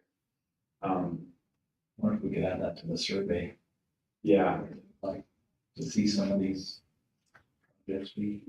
and the reason I asked about the cost is could we potentially do, because we were thinking much more for a pickleball court. If we could do basketball court, they're just half the size of what this one is, and then do a half-size basketball court at Centennial. I mean, not half, it's still a full court, but instead of having 2 full courts, it would just be one full court here, one full court there, something like that. Yeah, maybe the school district would go in on it with this if it's in there, because kids will use it at recess on. I bet there's a good chance of that. I do have written down here that I'll reach out to Superintendent Young to see if they are looking at sanctioning pickleball. But I think that's again, without jumping ahead of ourselves, but finding out information from the school district. And one of the questions was brought up, should council decide to do a basketball court here with mini golf, everything here, we could put basketball standards in the parking lot and also diversify. There's a lot of options. You could have some basketball standards there, but they're behind the curb, so like, it's impossible to play ball there. Because if you do a layup, you'll trip over the curb right after you land, so. Well, I think there's been a lot of good questions, a lot of good discussion. I think, if we can get the poll going, I think that'll give us a little more. I do sense not only myself, but with the council a little bit of just wanting to be a little more sure. That's where the taxpayer wants their money spent. So, and it's got to be a non-biased. Just put on the thing. If you're biased, don't.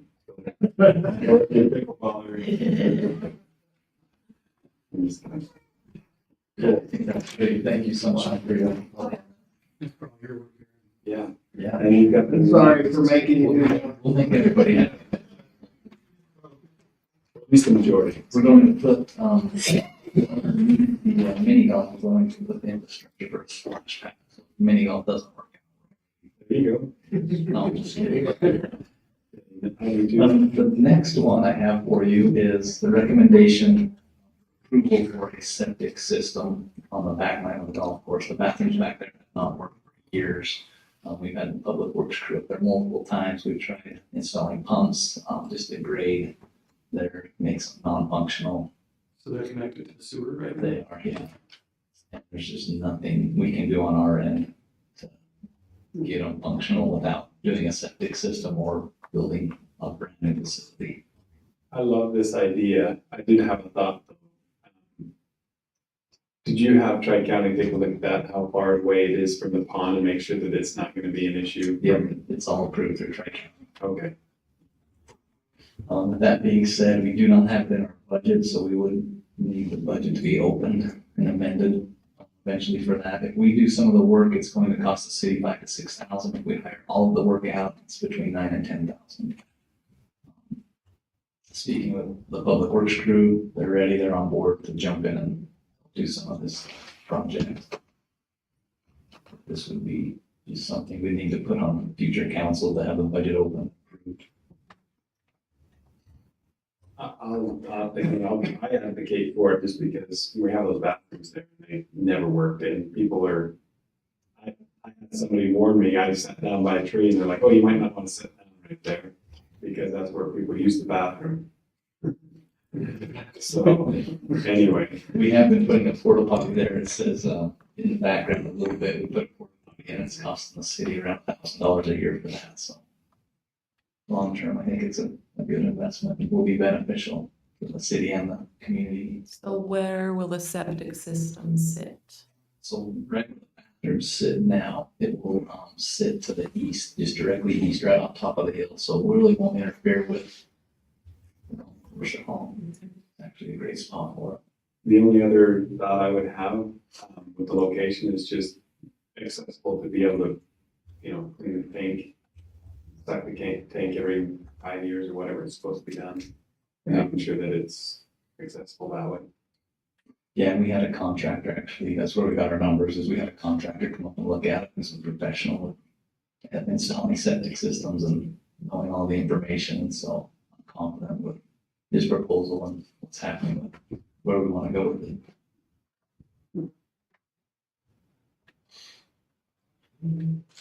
Oh, man. Well, any thoughts for Aaron? Any questions? Any other questions? How soon would this happen? As soon as it's approved, we'd start doing it, trying to get it in this year as soon as possible, yeah. So you want to actually, because we have a budget that we're gonna be finalizing in a few months, you want to get this going even before then? Yeah, if possible. I'd like to have it up and going. And we were scheduled to have a budget reopening tonight. However, with some issues that came up, we couldn't do it tonight. So we will be having a budget opening really soon. I move we approve to go ahead with installing the septic system up there on the back. Do you want to do the, If we can do it in-house, I would prefer. Yeah, I was gonna say, could we? okay. So we have a motion to move forward with us participating and keeping the costs as low as possible. And with the, I would just stay with the maximum approval of 6,000. Is that fair? Great. Okay. I'll second. You got a second by Councilman Allen, all in favor? Aye. Any opposed? Okay, motion passes. Next. My next one is, we have a lot of travel teams that have been leasing or renting the bills for practice. Between this, we've been doing it month to month. It's a lot of work to keep track of all the teams using it and how frequently they cancel practices, and if they're coming prepared or not on time, how much they're paying. It is a lot of work for staff to do that. We're happy to still do it, but it's been proposed that we maybe offer them like a 10% discount if they'll come and just pay up for everything. Running those numbers, it's around an average probably $1,200 if a team wants to do that and pay for the year for all their practices. So we recommend that they get a 10% discount, which would be $120 to the teams. A little bit of loss to the city there. But we would not honor any cancellations due to weather or them just deciding not to have practice. So it'd So, probably come out about even. yeah, we figure it would probably be pretty even or a wash, and it would help staff focus their time on other areas, not just myself, my staff, but also the public or the staff where they're taking the payments and dealing with this all that. And what teams are we talking? All teams or soccer, baseball, football? Not the football usually. Yeah, we're proposing those just travel teams that are renting like the ball fields, because the baseball teams, soccer teams, softball teams, they pay us based off of number of participants. So they don't pay us up front, they just pay us based off of their number of participants, so they wouldn't be included in this. I can't see them coming to us wanting the same benefit. Do you see, besides softball and baseball, any other travel teams that we have in any other sports? Those are The other ones are soccer that we see quite a bit, but they're already paying their field usage fees to the school district. Okay. So, there is the possibility that they could start wanting to lease our fields, but they haven't needed to in the past. I just make sure that whatever, if we make a decision, that it would apply to Any sport. any sport, basically. That would be a traveling team or something like that. Yeah. Any thoughts? I like the idea. Save you a lot of time. That sounds like almost a motion. It can be a motion. A motion that we approve. Discount for teams playing they pay in advance. Okay, we have a motion. Second by Councilman White, all in favor? Aye. Any opposed? Thanks, Aaron. Thanks, sir. We need to bring that to the fee schedule again, or can you add that to it off of it? No, I mean, the fee schedule, I can't modify the fee schedule Yeah. in any way under the resolution. But I can make that revision and then we can put it on at the same time as we're doing the budget reopening. Thank you.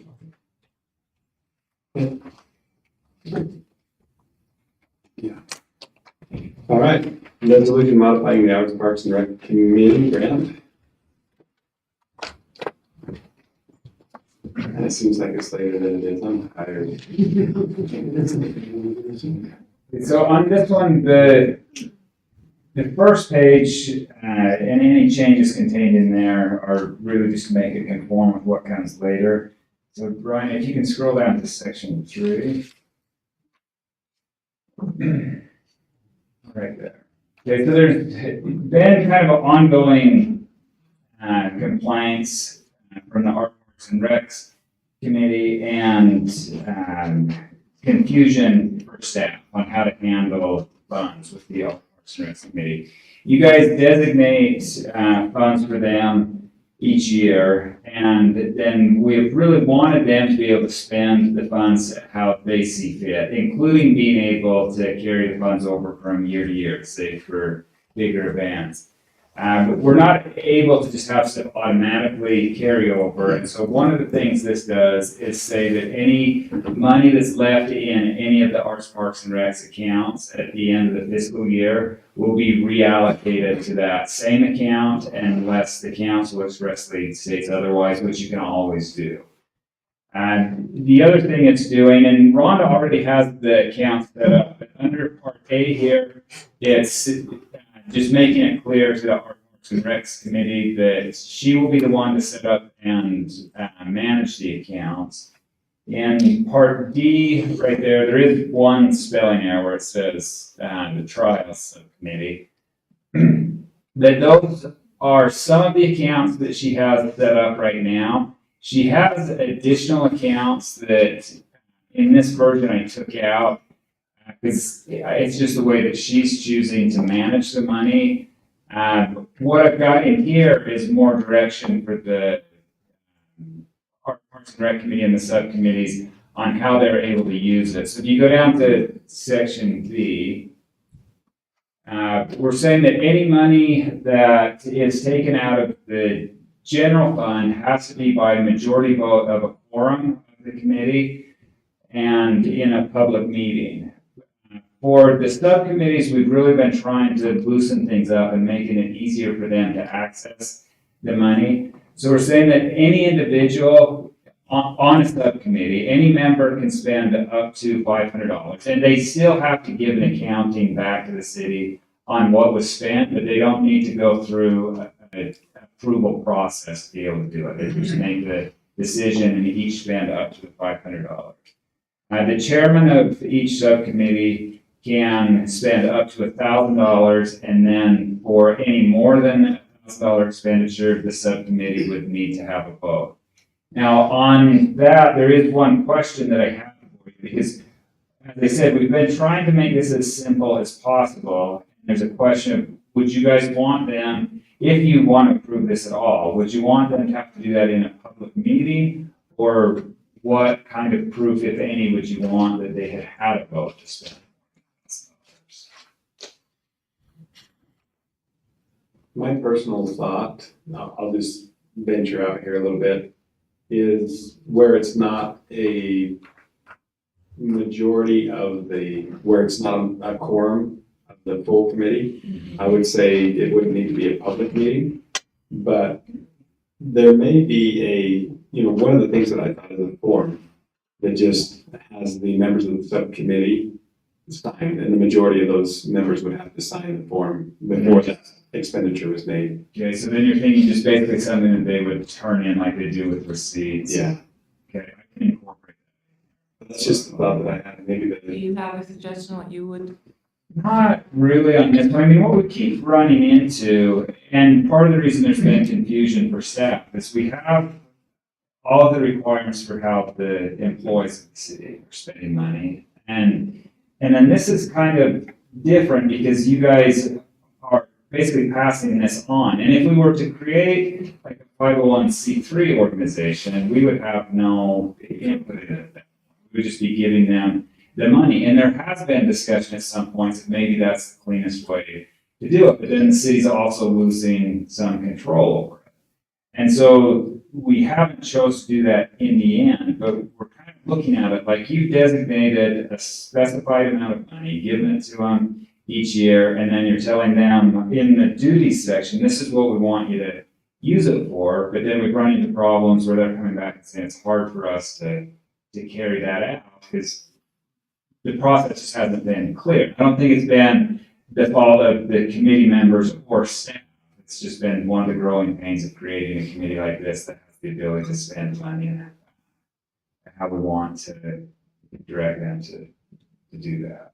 So we're trying to simplify the process for both staff and the committee. I really don't care how we do this. I think it comes down to what you guys are comfortable with from a legal perspective. I'm fine on either. So if we did what the mayor said, then they just bring the paper to Rhonda and then she cuts them a check. Is that kind of how it would work? Well, no, with what we're saying here, they would be able, well, I guess we could do it that way, but they would have to do it in advance. We have tried to set it up so that they're able to make a decision, make expenditures without process. I can speak to the current process if you need me to. I think it would make more sense in my mind if that form were to be happening on a approval level rather than like a reimbursement level.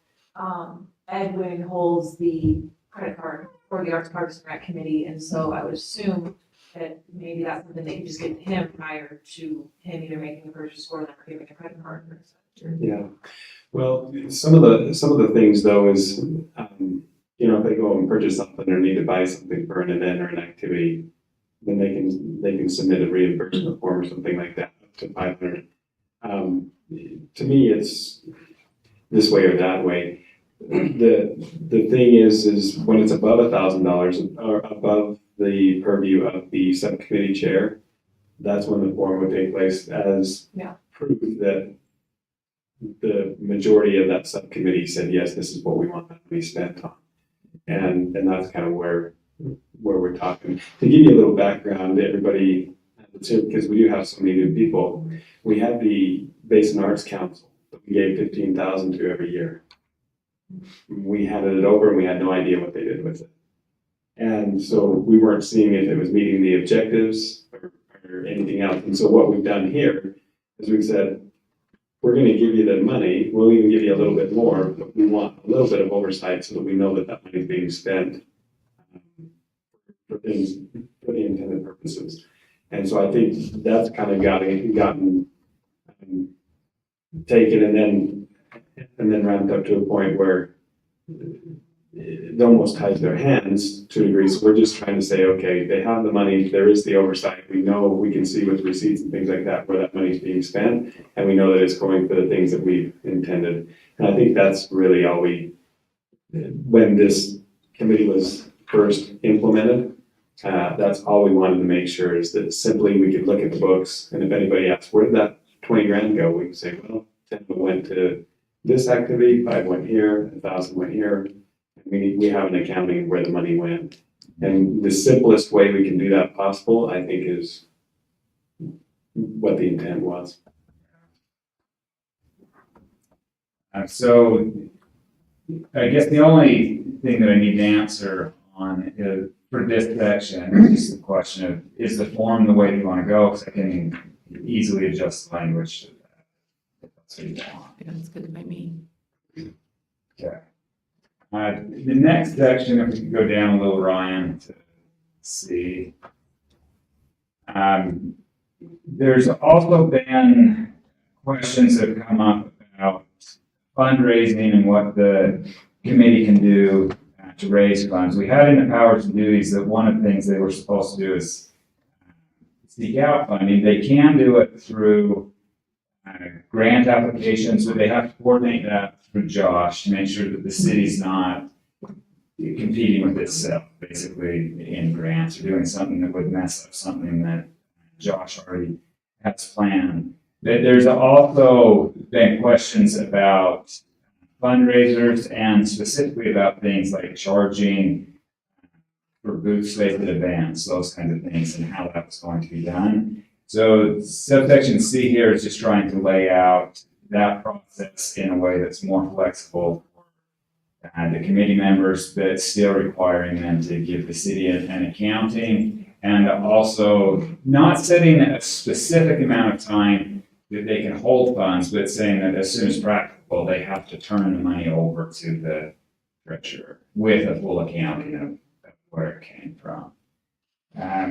We also made provisions that I skipped over, saying that they can withdraw funds to make change. And that's kind of what we were thinking with this, is that there's cash payments to them at an event that they need to be able to make change. But again, they have to get the money from Rhonda and then return it to Taylor with the full account. I think that hits the highlights. There was one more, if we could go up right into section 2 that I forgot to address. And it's 2I. This is about contracts. We had, I'm only aware of one, but there may have been a couple where there was either a performer or somebody providing services that had a contract. And this is a question that comes up a lot in the government practice. That the Arts and Recs Committee is not a legal entity, so it cannot enter into contracts. And so that has to come back for the mayor to sign on behalf of the city. The current version was saying they had to get the approval of council, but then when we talked about it a little further in our legal meeting, we realized that some of the contracts might not raise to the level that under our procurement policies that it would need to come back.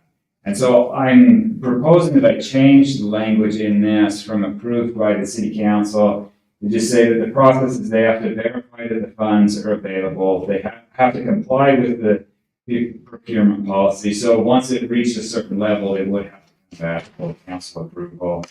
And that the contract would need to go through a legal review, and then the mayor would be the one that had to sign on. I think that hits all the highlights of the changes we're proposing. Substantively, I don't think this is a departure from what has been intended all along. The reason that it's coming up is as we're working the kinks out, we're realizing that there's issues on both staff side and the committee side that just are questions that need to be answered, and so that both sides know where they stand and what you expect. Two things that I know has been items of concern or that have been brought up multiple times. The amounts, we need to make sure that we get I don't know if we set the amounts in here, that the yearly amounts that they get, because it was like 5, 5, 5, and 10, and then I think we increased that to 6, 6, 6, and something else, and then that was a bad number. And then we because we were thinking about adding the 4th of July budget into their budget and just saying this is what you get, but then I think we've separated that it's probably best to have a separate 4th of July budget versus theirs. So just maybe and that might be a change we need to make, Jar, because if you go back down to section 3, Ryan, when we list the subcommittees right now under D5, you can see we've got the July fund in there as one of the accounts that Ron's managing for. And I think we'll keep it. We just need to make sure that we have an amount that will go to that fund and all the other funds. Okay, my suggestion would be, and Ron did give me the amounts when she gave me the information on the accounts. I avoided putting the amounts in here because I think that's something you want to do in your budget yearly. And so I just wanted to put in that there are certain accounts that are established, but leave plenty of flexibility there for the finance director and the council to either change the accounts that are being used or to modify the amounts. Okay, I like that. And then the other, because that would be an indefinite amount, that amount would be the same amount indefinitely unless we change the resolution. So I like that. The only other thing was fees. You know, this discussion of when we're charging for booth space and things like that, does that have to be in the fee schedule? Does it not have to be? And we talked about that as a fundraiser, what this alludes to. And I did research on that. Let me grab my notes.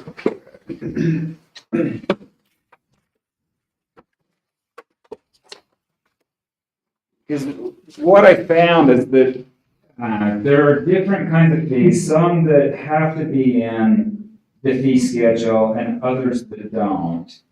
And so when I checked state code and was looking specifically at vendor agreements, thinking of the booths, and the way that it's defined in state code, I don't think that we have to have in the fee schedule because it's not a regulatory fee or a service fee. And those are the things that in state code have to be on our fee schedule, where I don't feel like this fits the definition for either of those. And if I could go into more depth if you want, but it's not fun to read.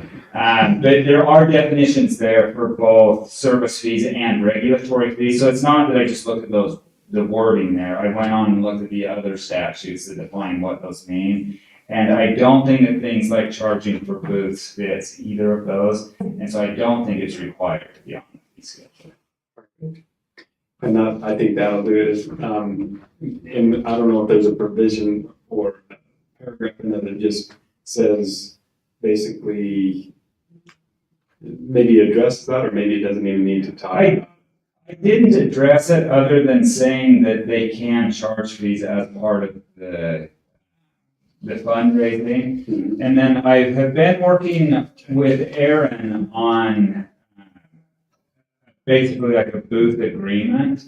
But since I think only staff really needs to know that we've said, no, it doesn't have to be on the fee schedule. Here's why. And then we'll just let Aaron and the advisory committee go ahead and charge. I don't think we need to go into this and explain why. But if you want me to, I can cite state code saying why, just so that if anybody questions it, it's in here, but it's up to you. I'm not too awful concerned, just want to make sure it's clear enough that in the future, if we have turnover on the council or whatever, that it's not something that resurfaces. So that probably addresses it, as long as it's clear enough that both staff and.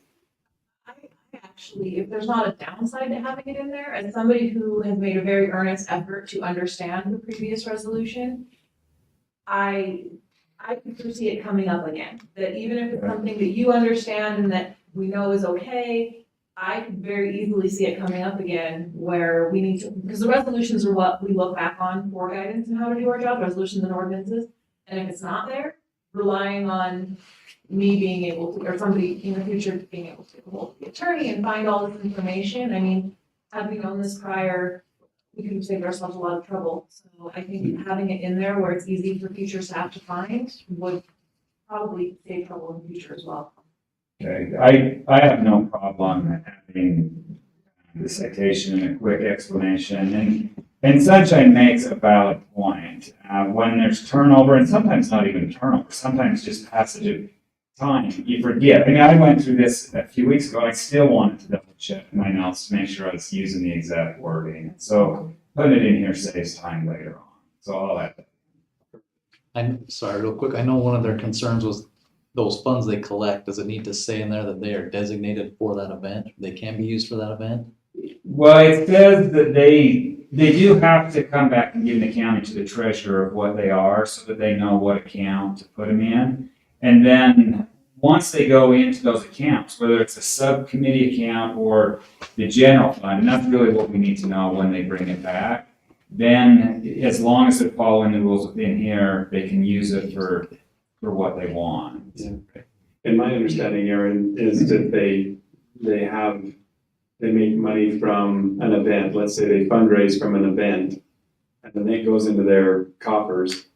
They can use that on anything else in the future. It doesn't really have to be directly tied to that event. It's just, it could be a fundraising event that they want a football tournament to pay for basketball. There, later or something. yeah, and we do run into situations which are not unique to our Parks and Rec, where sometimes there's a donation. Usually when they're specifying exactly what they want it to be used for, it's a fairly large donation for a very specific purpose. And I'm not thinking that that would just be turned in through this process, like in a fundraiser. Rhonda has donation and revenue accounts set up for this, but if we were to get something like using pickleball as an example, where somebody donates $90,000 or whatever for that, that's probably not going to go into subcommittee accounts where these guys can spend it. It's going to be in a separate account that Rhonda has set up for like special projects or something like that. So I'm not expecting there to be huge contributions coming in through this. So the way that it's set up right now is it's pretty general, just going into one of those accounts. And the furthest we're going to specify how it's used is just that they can have it put into a subcommittee account, but then anything that subcommittee's over, they can use it how they want. Great. Thank you. Any other questions from staff or from council? So there's really, like, as far as like internal controls and things like that, that's on them. Basically, they'll just provide us what they said they got.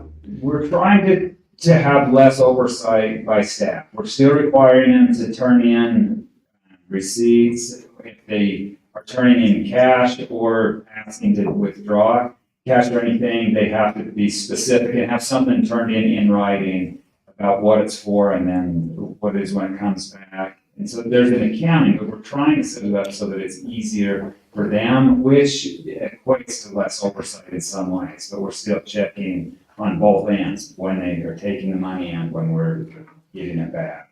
I'm not too concerned, I just, that's always a concern, you know. There's no treasurer because it's not a public entity, right? So you can't. They have their own treasurer, they should. They've got in their officers, I'm not remembering the treasurer right off. But they can do internal Chairman, vice controls on their chairman. own to make sure that they're doing it right.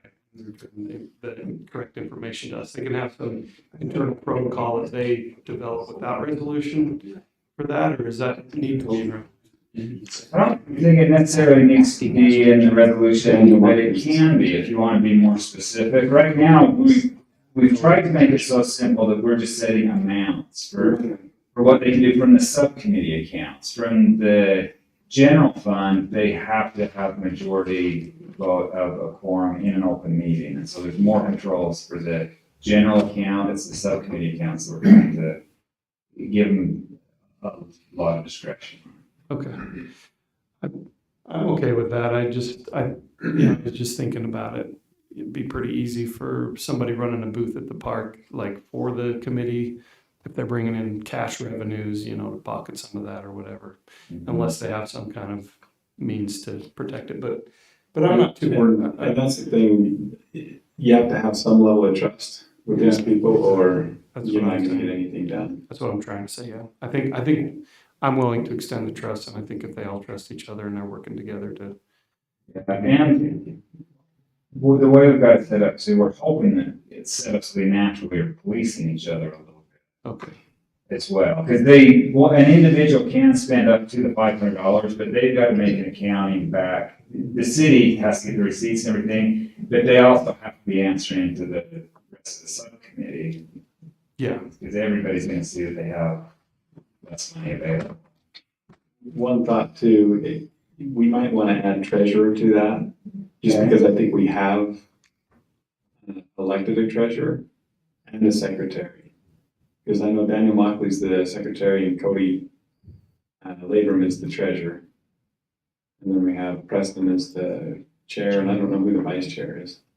So even though it's just kind of a special, so it's one of the it's things, just like an advisory committee technically, right? Yeah, they like the title of it. But it's Advisory committee. But it's not a problem for them to have their own appointed positions within the committee for the treasurer. So all committees have appointed positions inside, just so the committee functions properly. Secretary, chair, vice chair. One thought about that too, with that position, is then they can work hand in hand with Rhonda, making sure, so the Rhonda doesn't have to come to the meetings, they can get the financial information and present that to the. I do think hiring a treasurer is smart because I thought Cody was the treasurer, but also maybe heard that's not happening. So it seems like maybe if Yeah, I don't prior think to he's it, then active. it'll be more consistent and Yeah, better I communication. think it'd be good to have a treasurer, because treasurer can definitely. well, the treasurer can help make sure that Rhonda's numbers are matching their numbers and vice versa, so that there's, you know. So I'll add the treasurer, so that will give, chairman, vice chairman, secretary, and treasurer. And then on the subcommittees, we've just got the chairman for each one. But part of the reason is the way the subcommittee is set up, there has to be at least two, but there can be as few as two on each of the subcommittees. I think that'll solve so many. And it'll be good for both staff and. Yeah. So I think it's great. Okay, well, my recommendation then, unless there's more I'd like to talk about, is that you approve it subject to the addition of treasurer, modification to the language regarding contracts. And again, this is just to say that they have to verify funds are available, procurement code, have legal review, and get the mayor's signature. I'll fix the spelling error from recreation and trials to recreation and trails. And we'll add the citation to state code and a little short explanation of why the fees don't have to be on the fee schedule. Include the form in there as well, was that decided? Not in here. The formula. That was part of the above and beyond the $1,000. It would be just a subcommittee. It would be a form signed by the subcommittee. Yeah, and The majority of the signatures. I could attach the form if you want it, but I was thinking we just create that. Well, I just meant the reference to the form, for the minutes, making sure I'm getting your modifications. I'll add that too, unless the council doesn't. I'll make that motion, as described, just described by you, like, Okay. however that, yeah, anyway. That's perfect. Okay. We have a second. I'll second it. Second by Councilman Goodrich. All in favor? Aye. Any opposed? Okay, motion passes. Good deal. Nature park rules and guideline discussion, right?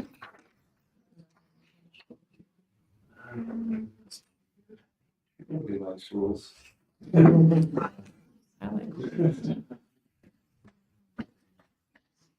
All right, so we met last week and had a nature park meeting and it's good, it's progress, right? We're getting to that time where we need to come up with rules and regs for the park.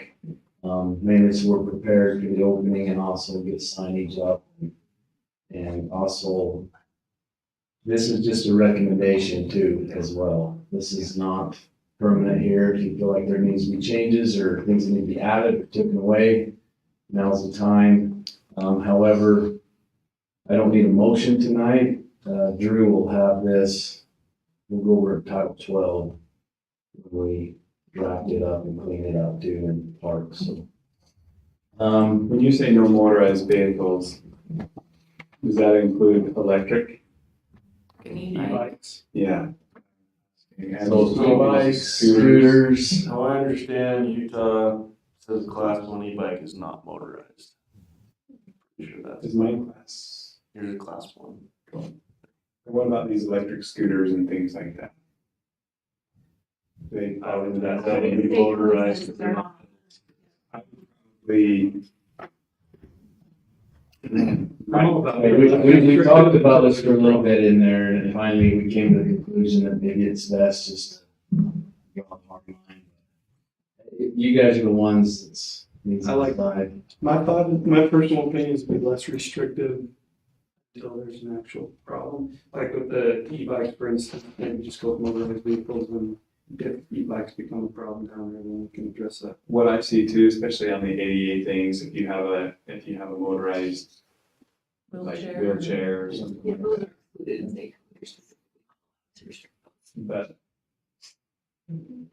you could say no motorized vehicles, but I'm just saying it's just, we just want to be clear so that people I like guidelines, probably more than rules. I don't know, we can get so sticky on rules that people. One thing But- that jumped know. out to The me, leash thing is a There needs to be some. the one thing that jumped out to me is the 6 foot. Now with that, you can have one that's 4 foot. So is say not any longer than 6 foot or Leash is longer than 6 feet, it's not legally leashed by state okay. Okay. I'm sure there's a reason why there's 6 feet. Some people might not have shorter than 6 foot leash. Yeah, and most of these are already in our code too. The no motorized vehicles, no, that's one that we need to discuss. So you can say at maximum, it must be on a leash. Yeah, no less than 6 feet. No more. Longer. Longer than 6 feet. And I can see the need for, staying on the trail signs, but I think certain areas of the park, it's okay to go off the trail, or isn't it? Or are we gonna make it stay on the trails in every area?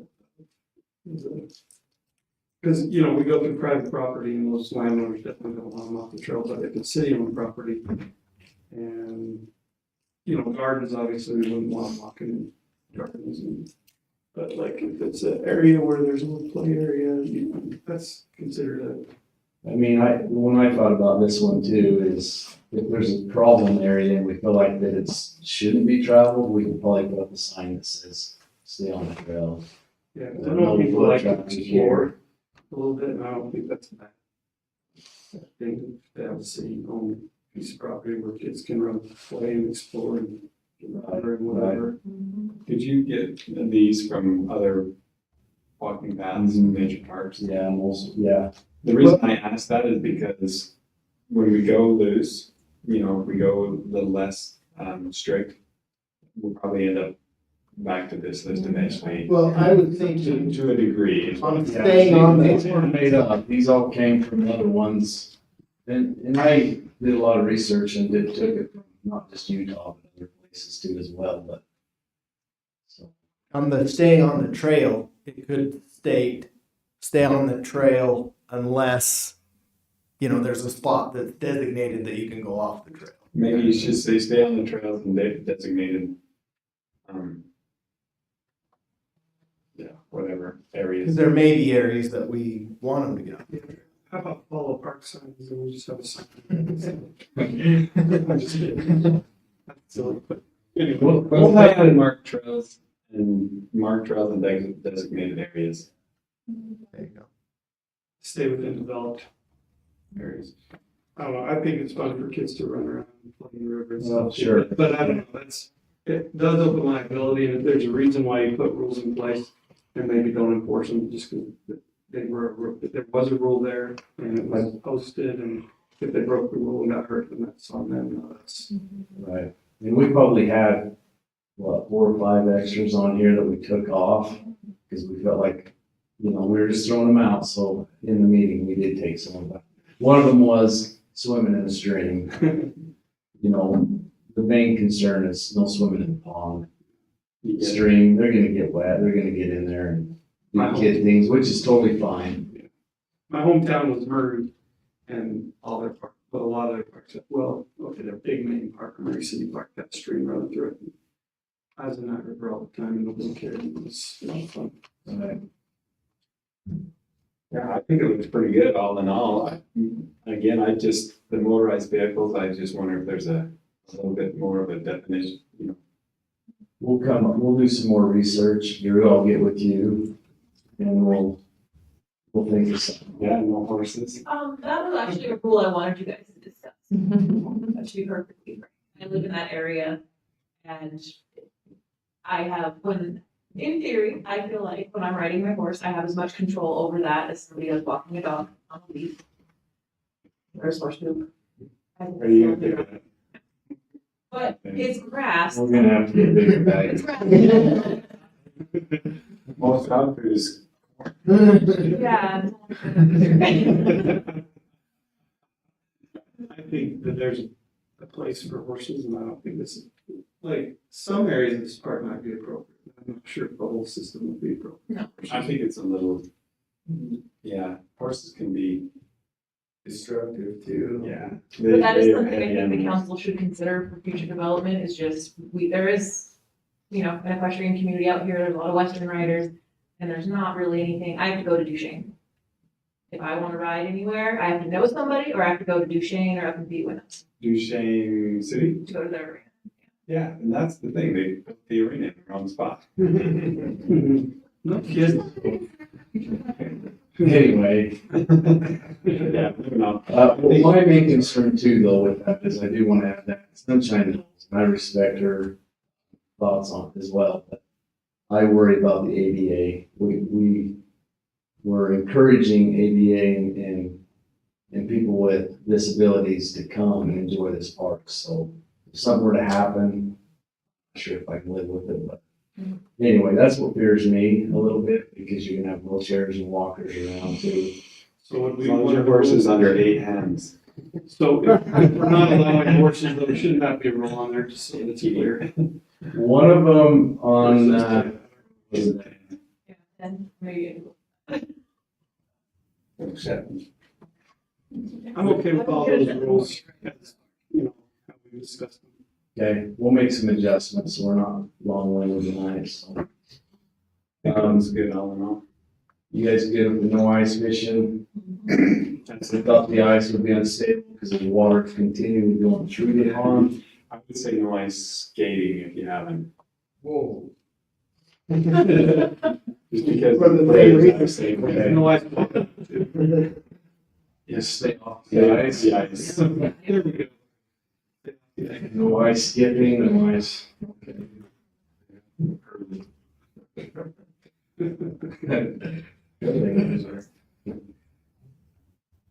Hockey. Yeah, and on the river, man, it definitely won't be nice. Okay, is there anything else? We'll see this again. We'll get a draft and put it. Catch and release on the fishing probably. Catch Catch and them in the release. pond, release them in the river. No, I'm just kidding. Well. What are your rules for Are you fishing? for real? No, I'm, No, I'm thinking, I mean. well, you're joking. DWR is happy to plan over and over for. So they're, yeah, they plan on stopping it. I think we should let them, Yeah, I'm interested. Okay. and just keep the state's regulations on fishing. I mean, they can make their own rules for our pond because they're planning it. Yeah, they're gonna be regulating everything there as far as the fishing goes. Yeah, they can keep the fish. Just want to make sure. Tell me again when you're opening. So the opening will be the solid date. Grand opening, big party is June 20th. And we're gonna do it in the evening. We wanted it to be a family thing, so we wanted everybody to be together, so. Will that be down by where the pond is? The whole place, there'll be All yeah, it'll be, we're early stages of planning. I think we're getting with Interfaith, and we're gonna try and get with all the different organizations, see what they can do to be a part of it. Okay, anything else? Looks good. Thanks, Ryan. Thank you. Thank you. Josh. Been late. Probably check with it online. As we talk about recreational opportunities, here we were approached by UNOX. They would like some water from the city to do a here in town, well, just west of town. And so they had an idea that they wanted to pump some water or store some water, some surface water. So the city owns 16 and a half acres right next to Westgate. Ryan's gonna pull up a map so you can see exactly where that's at. Stonegate. Stonegate, I said Westgate. Westgate, down, and yes, down next to Stonegate. So the city owns this property right now. Right now it's being farmed by an individual, but it is completely city owned.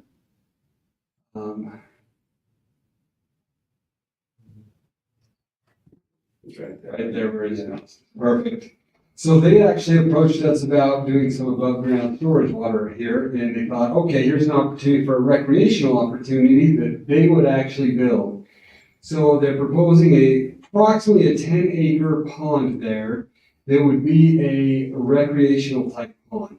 This would be something they could use for their fracking as they do out there. But it would also be an opportunity for the city to have an area where individuals could go swimming, paddleboarding. They actually are proposing on building a sandy beach. So there'd be a beach area there as well. Ryan, if you'll pull up the video on here of it, these are popping up all over across the state. Ryan, if you thought of the Wasatch Front video, this one. And the idea behind these are just a little community pond where, again, no motorized vehicles could happen. So it'd be similar to this. I need trolling motors.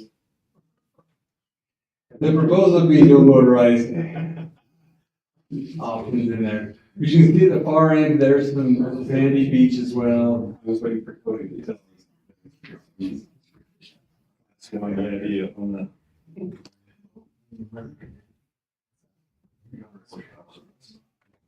So the only concern that UNOX has is where they would put all the filter. That actually, they need to take out a lot of fill there. We have plenty of places in the city that we can use that filter, so that is not a problem at all. The airport, we checked with them if there were any concerns there wasn't. So what we're requesting tonight is to continue down this road. Nothing's been said with UNOX. There's been no agreements. It was one of, okay, this is an idea, here's your proposal. Well, let's take it to council and see what their idea is. The proposal would also be to do this on a zero budget. So the idea, other than staff time, obviously we need some staff time, but have the oil and gas industries and any other fundraising be the complete driver of this project. So no additional city funds would be involved in this. As of right now, again, UNWAX is happy to do it all. DNR wants to be involved. They think it's a great idea. We're not sure how that would work if they wanted to put fish in there. Again, those are conversations that we'd have to determine if we continue down this path. So as of right now, that's our request tonight, is just to continue down the path, find out more information. But with the intent, as we open the discussions with you and UNWAX, would be zero budget is our goal. We don't want to spend any other than time on this project. And again, this would open up a recreational opportunity on the west side of town, where people can recreate, go swimming, get out, and have a good time. Do we have water? Great question. We have two water sources. We have secondary from Sand Wash, and we also have the Victory Pipeline that are stubbed out right there. How do you have to see what the pond be? The secondary is not stubbed out, but the line's there. We just have to. That was my question, because when I talked with Leslie, they were saying they were going to need 120 acre feet is what they need for their frac. The way I figured it, just on quick calculation, that's a lot of water. And they even mentioned that they didn't think that that place was big enough to hold the amount of water that they would need. But I did mention that. What size is our secondary line right there? So the main line is behind it. Let me scroll down. Because that's what they were thinking culinary, and I said, well, we have secondary, because they were talking about It's a scar right here. That's where our secondary line goes. Yeah, we'd have to get permission from the board to be able to tap that. Well, we just paid 70%. How many hundreds of thousands did we just pay to? And that was my comment when they were here. And that's what I mentioned to them too. Just potentially tapping in that secondary line, because we would have plenty of volume to handle the frac they need. My only concern with that area at all is when I asked them, because their groundwater is really high, you can see all the alkali right there. When I asked them if they were going to line it, I said, when you build this, you're going to have to basically start filling it as you're lining it so that your liner doesn't float. They said, no, we're going to line it with clay. And then that made me a little more concerned with how much groundwater is already in the ground right there. And some of those homes having basements and the problems that we already had with that area. If that pond doesn't hold water, we're in big trouble. Yeah, if they use the liner, it looked like the ponds out there, the picture, it looked like they used the liner and then they liner with rocks. I mean, that's what I would assume. But I think the same thing, because we just fixed the sewer system, and we just put a sewer system in there, because basements were filling up with water. Water going into the directions. It did be problematic. They mentioned to us that they'd line it and clay it, so I'm not sure Okay. exactly. It's gonna be one of the requirements we have, they bring back that proposal showing how they're gonna do it. Plus, it's gonna built in overtime, limitation. And that could just get ugly and stinky if we don't do it properly, which means there need to be engineering involved too, I think. Mm-hmm. The only, that would have been my thing, because they were even saying they didn't think it would, and this is the type conversation I had with them at the Petroleum Association. And then I noticed I got an email that they were saying if they could get enough water out of the secondary line, then they wouldn't have to build a pond. I can see why we would want the pond, obviously, I think it would be a good addition, but I don't know the area and things. I know quite a while ago, this kind of came up before. I think XCL was the one looking in that area at the time. But they, and at first I was thinking it'd be a great idea, but I still think it would be a great idea. I just don't know. They were talking Bob West owns the property to the south too, where all that lies are. Yeah, that's naturally the low spot where water kind of accumulates anyway. And that might be a spot where if we can negotiate with the landowner there, maybe putting something there. I think we ought to continue the conversation. Yeah. Ultimately, what I would rather see more than anything is we have, how much water did we sell to XCL? Do we have contracted with them? Well, they're guaranteed 600 acre feet, but they can take more, up to 12, but we can do some more digging and looking into. This isn't solid. This is all Very preliminary. yeah. Do some homework on it. Because my thought is I'd love to sell them water because we have that 1,500 acre feet that we don't use in San Wash Reservoir. And so if we can sell them that secondary water somehow and not our culinary, then that helps us at that overall. We have to pay for it whether we use it or not. So it's kind of, And how much would they pay for the water? what are we contracted with? There's almost 3. It varies. It all depends on where it's coming out and what it takes to get it to them. So that varies. But it's worth our time definitely because I think our overall 112,000, something like that we owe every year. 412. Or 412. Mm-hmm. So whether we use it or that's for the whole 3,000 acre feet. Though. Right. Correct. So half that is what we're not using, and so when we sell that water, then we offset that liability plus. I know with the gallons per minute, it kind of scared Kirby and I and Sawyer a little bit of what they were requesting. On the culinary for sure. Well, it made us think that we would have to use both secondary and culinary to keep up with that. It was like almost 6,000 gallons a minute, like 50 something gallons a minute. So it kind of scared us a little bit to keep and not affect everybody else. But we can still do studies on it and look at it. Yeah, when I was talking with her, for whatever reason, I was thinking around 2,000. We can handle 2 easy. Yeah, one of the conversations I had is they just wanted to buy water first. And that's when we looked at our little study of can we actually supply it? And that's when they actually brought up the idea of, hey, let's do a pipeline. Because they want oil and gas, they want to get back to the community. So this was actually their idea of a way that we will do this for the community since you're going to sell water to us. We might as well do a project that benefits more than just us by so that's where this idea came from, was really just an idea that they brought to us of a way for them to join with the city and give something back. It's still by the water. It's still by the water either way. But council's good. I mean, we don't need an official motion. We can continue down this path, gathering information. We can look at potentially other properties and see what other options we can have. We just didn't want to go down any path that council's like, no, let's.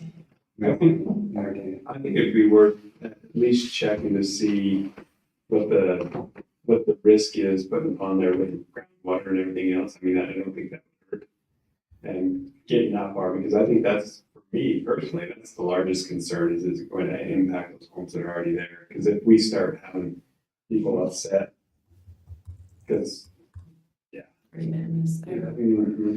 That's, I agree with them. The only other concern I have is like the ponds, filling in with mud eventually. And then you get the phragmites growing all around the edges and then you get all the things growing, and it's just a big mess and nobody really gets to go there anyway. So if we do it right, I don't think it's about it. So I guess what you're saying, doing it right, maybe look at some of those other cities that have those types of ponds and see what their upkeep is and how much it costs. Because if it's free to build, then it's hundreds of thousands to maintain every year to treat and everything else that could be. Cedar City's got a pond about that size. Yeah. There was another town that I was in. that had Dave one. has quite a few of them. We don't want to be Dave. Oh, it was it was Landing, I think, has a little, it's not even, more of a reservoir, small reservoir. This one's by Pleasant Grove. That's where I ran into this one. Yeah. That was the video. Can they put a sandy beach on it too? I said they They would. did commit to bringing all this in, and they said they will do this. If you remember what they're doing, Yeah, they're actually doing that. Yes, I think if they do it right, I'd to see someone. mining all the sand there, so jokingly Leslie's like, we got the sand covered. Yeah. If we could make it 200 acre feet, that'd be awesome too. There's grant programs out there. I think we answered some of those. I think that, we have to answer some of those concerns, and if we can get answers to those concerns, that's perfect. Thank you. I saw the expenditures go past. Any question on those, the POs? Seeing none, would entertain a motion. Move to approve. Motion made, do we have a second? Second it. Councilman Goodrich, all in favor? Aye. Any opposed? That's unanimous. Capital project updates. Here we do code updates. No, man, I already checked that one off. We have. How much time do you need, Drew? Let's do it. We got the expenditures, Drew, though. I checked that one off. I. Oh, I know. We do have a closed session meeting tonight too, so. Yeah. I'll be really brief on this. This is discussion only for tonight. We're not looking for just an update of where we're at on the code review. I'm sorry, I don't have time to make it appear on the screen. These are I don't know those. why. Thanks, Josh, for the distraction. Are you done? Alright, I think Mike is with us, I don't know why I can't make this window pop up. It's not working with me, so he should be able to hear us. Mike, can you hear us? I can hear you. Okay, very good. So jump in here after I give a kickoff here. I committed to about 5 to 10 minutes, so keep that in mind. 5, okay. So we're looking at item 1, 2, 3, 5, 8, 10, and 12 as well. These are on the Civic Link platform for your review. We are looking to hopefully move on these next council meeting. If there's any input, go ahead and make some notes. I have received a little bit of input from Councilwoman Goodrich on Title 8 as far as landscaping. In addition to what we did have, it clarified a little bit more on the percentage and kind of cleaned up what we did. So I think we have some good input on that one. Title 12, as we've talked about tonight, will involve the nature park rules. The golf course as well has some input on some items there in the park. Yeah. Also, tired of dogs tonight. Dogs at large. Also, we did not have a noise ordinance. So we have added the noise ordinance to Title 8. And defining that. Also in the cemetery section. We did not have a noise ordinance before. We talked about it 3 different times and there's never been any. Yeah. And it was because of the ability to enforce it. It's always been enforcing one's ordinance. So Kendall has added some verbiage on the noise ordinance as well.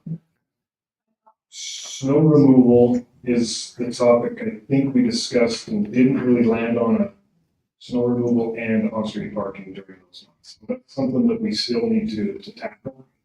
Chief and Kirby had some ideas on that, but nothing has been drafted or implemented in the revision on Title 8. So that's something that maybe if you guys get in there and have some input, go ahead and comment. Very much question. Maybe it goes along with what Councilman Goodrich was asking about. There was a grant opportunity for converting lawn into xeriscape or less water use, but that requires that we adopt ordinances that specify limits on how much of your property can be. And I think we ought to look at that. I don't know with the situation we're in with water, if that works for us, but if we can, I know there are some people that are wanting to downsize their yard and do some things, but I think water conservation moving forward is always going to be a good thing. So if that's something that we want to roll in, that would be probably. And that's from, I don't remember exactly, Department of Environmental Quality or Bureau of Reclamation. Anyway, there's an email that was sent out about that, but in order to qualify to apply for that funding, then you have to adopt their residential can be up to so many percent and commercial can be so many percent. So if we look at that and that works into our code somehow, we have to do that or else we can't apply for the grant. Great. Mike, do you have anything to say on that? Have you seen anything that we might could view on that kind of things? Not specific, but what it looked. Okay, sounds good. So in a nutshell, that's kind of 100 miles an hour. So any questions for Mike or myself on these titles? So we can just go in there and then next time we meet, we'll. Yeah, hopefully we'll have a public hearing next time for adoption. So any comments that you want to see added in there or review? A lot of these are short titles. It looks like a lot, but a lot of these are not short. 12 is a little lengthy and we are still evolving on that one with our parks and cemetery stuff. So And anything that's been changed in the line or. yes, color coded there, so. yep, just like you've seen in the past, everything. And a lot of these changes, Mike, you can correct me. It's just basically grammar and updating what meets the state legislation updates. And some internal consistencies, make sure left hand and right hand are doing the same thing. So I'm so grateful to see this many of them actually be getting done. So one thing I will note, and Mike, you're aware of this, we did extend the contract with the subdivision changes, which we did adopt last council meeting on Title 16, which is great. We did contract with RCC, I believe, through April. We're going to be a little bit extended. Kendall was going to look and see exactly where we're at as far as financially in alignment with what they're doing, but we may need to adjust a little bit just to get it right. I feel like we shouldn't push this and hurry it along. We should do it with good lines and get it right. So keep that in mind. I didn't put you to sleep, so that's great. Any questions? thanks, Drew, for all you're doing. Appreciate it. Yeah. Just to answer Councilman Knight's question, DNR did it, and it's for cities that have adopted a water efficiency standards. Yeah, so we don't. So we just need to adopt those standards. Yeah. We can be eligible. Thanks, Mike. Appreciate you. Thank you. Thank you, guys. Look forward to your next meeting. Appreciate it. All right, now we'll move to the capital project updates, city manager report, committee reports. We'll just kind of do all those, like, go ahead and come on up. Just so you know who's next.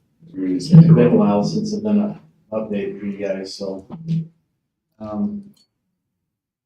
First project I'd like to talk about is the sports complex. I do not have some of the money spent. I was wanting a final number. I was wanting a solid number for you guys So you kind of knew where we was on how much we spent, being gone. I just took that number off because I didn't want it to look low. So it's not updated. The only one I have updated is the nature park right now. So anyway, we're looking at about a 50% completion on the park right now as we speak. One thing to note, Mayor, if we can, I don't know if we can do it tonight or not, but on some of these projects, I only have one councilman assigned because of Rowdy being gone. So just a thought, if you're Can you give me a list of, Let me look and see. okay, not necessarily tonight, but if you'll get it to me, then we'll make sure that we have that taken care of. Because we did do assignments last meeting, make sure that everybody, Committee assignments. yeah, committee assignments, but project assignments, I think so yeah, if you'll give me a list before next council meeting, we'll get that figured out. Okay, good. All right, next slide. So current activity, concrete work, that's kind of a lie. We're hoping to pour concrete. We're waiting. Cody's over there just itching, I know. But we're getting on them, I promise. Light poles, you're gonna see the big light poles stand up this weekend. I'm excited for that. They're big and there'll probably be plenty of light for basketball court in there. Throw it up there. Where the pickleball courts. Yeah. It's not a bad idea. So the dugouts, they're half built, they're putting a chain link around them pretty soon, they're just getting the braces up, electrical's being done. And right now they're doing the food trailer hookups too as well, and sprinkler lines will be next week, right, Dustin? Yep, Sprinklers. Monday. So there'll be a lot of action going on in the next few weeks up there. We're still shooting for the same date to be done. So we're ready for that May 31st tournament. So it's still up in the air. We want to lay sod by 15th. So secondary water is going to be coming in here for that. Welcome to everyone, early or? If the weather cooperates, yes, we got to go. We got the green light. We'll let everybody know though if we get a more solid date. And these are just a few pictures of what's going on. Obviously, I can have new pictures almost every day up there, so it's a great project. Nature Park, we're, according to the engineering and checklist, we're about 85% complete on it. We've spent $684,000 on that so far. There'll still be a few more bills coming in. We have a pavilion still build and an ADA railing as well. And those will be complete before you open. That's our goal, yes. Okay. So the current activity, one thing to note on this, we did apply and turn in another grant. It's our fourth one that we've turned in to Utah Outdoor Rec Grant, and they seem pretty positive that we'd probably get it, but no guarantees. So cross your fingers on that one. And what's it for specifically? It would be for the nature park / trail. Phase 2. Yeah, So the next well, part. according to them, it's phase 4. So every grant.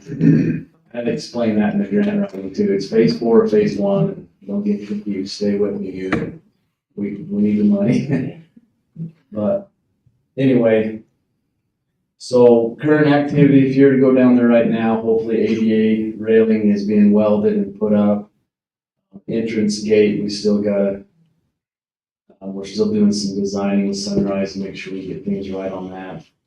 It's very tight right there. We've got all these utilities happening. I'm sure all of you remember pulling in there with Moon Lake and phone and there's gas and there's now a water line. So we're pretty limited on that portion.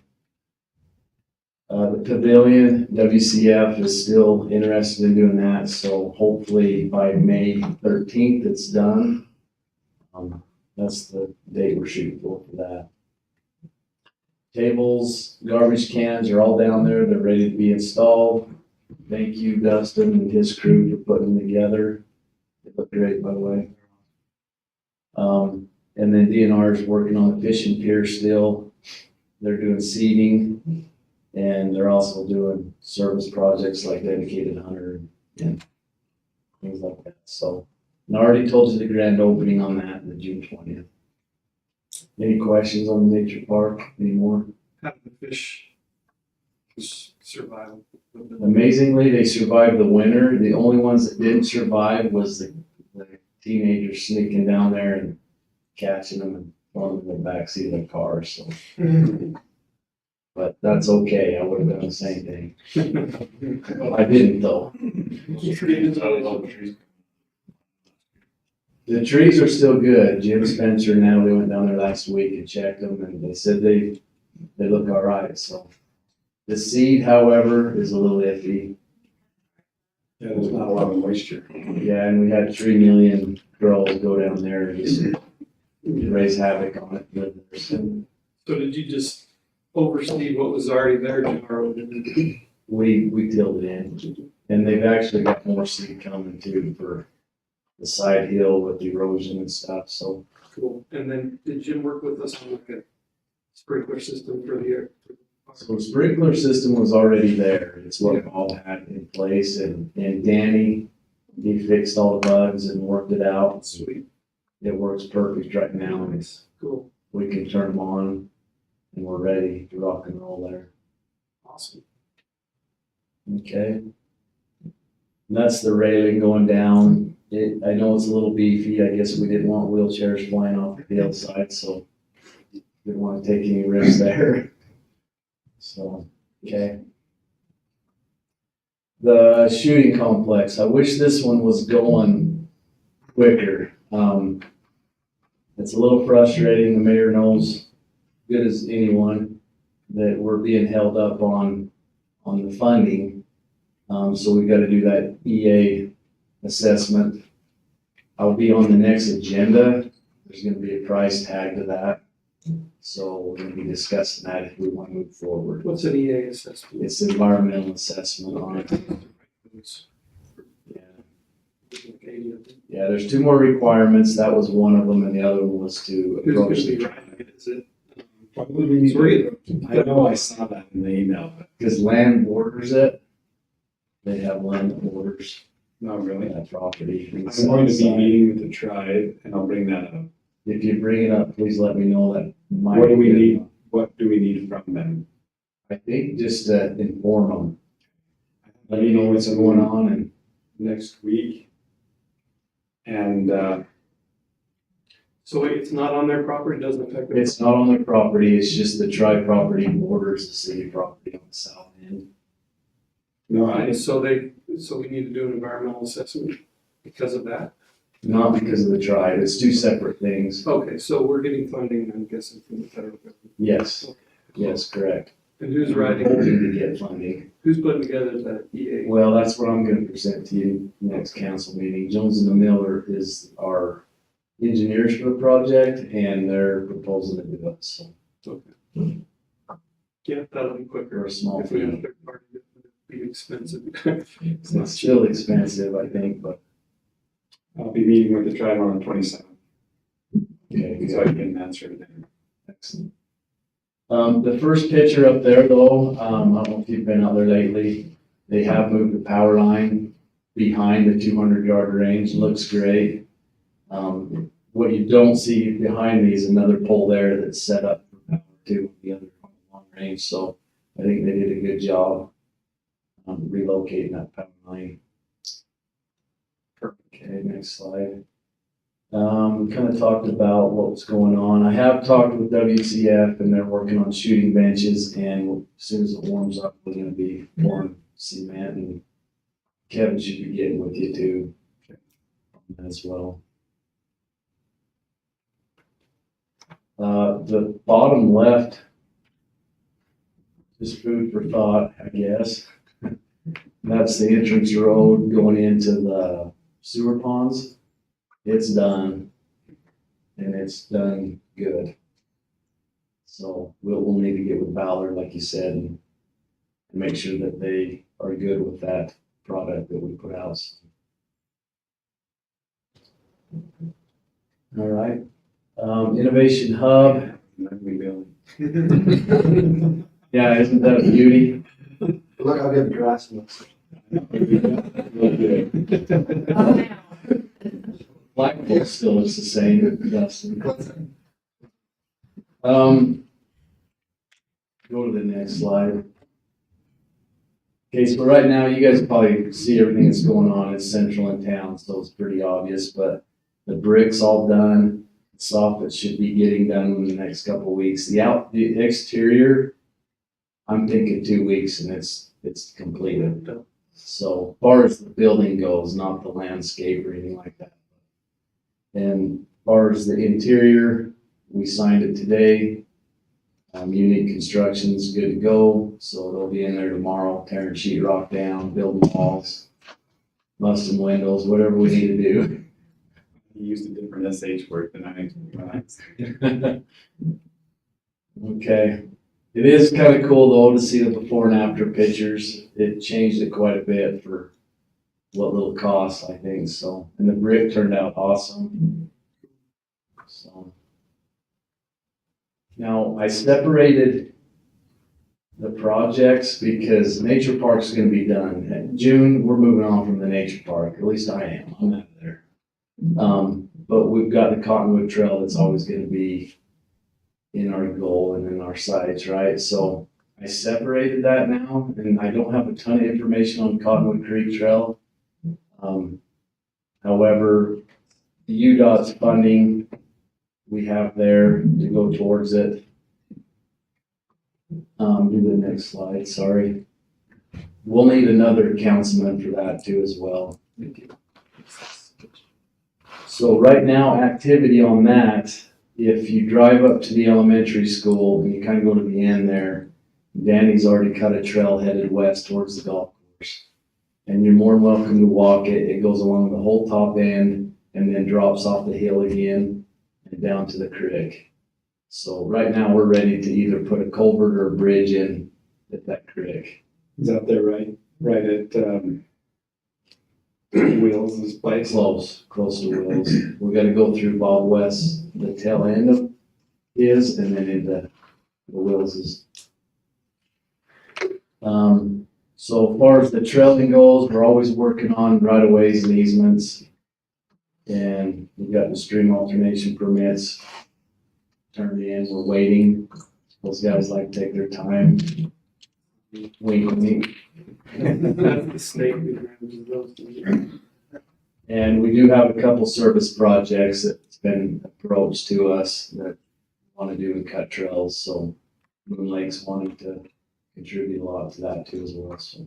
On the painted lines, is that just in the center of the trails, the existing trails, or are those the painted lines that we want to put through the rest? So I'm getting bids to connect all through the golf course and Okay, good. to the soccer fields and walking path, so. There is one portion on 1000 West that we're gonna have to do something, whether we lay some asphalt there or a sidewalk there or something, just until we get to the first intersection.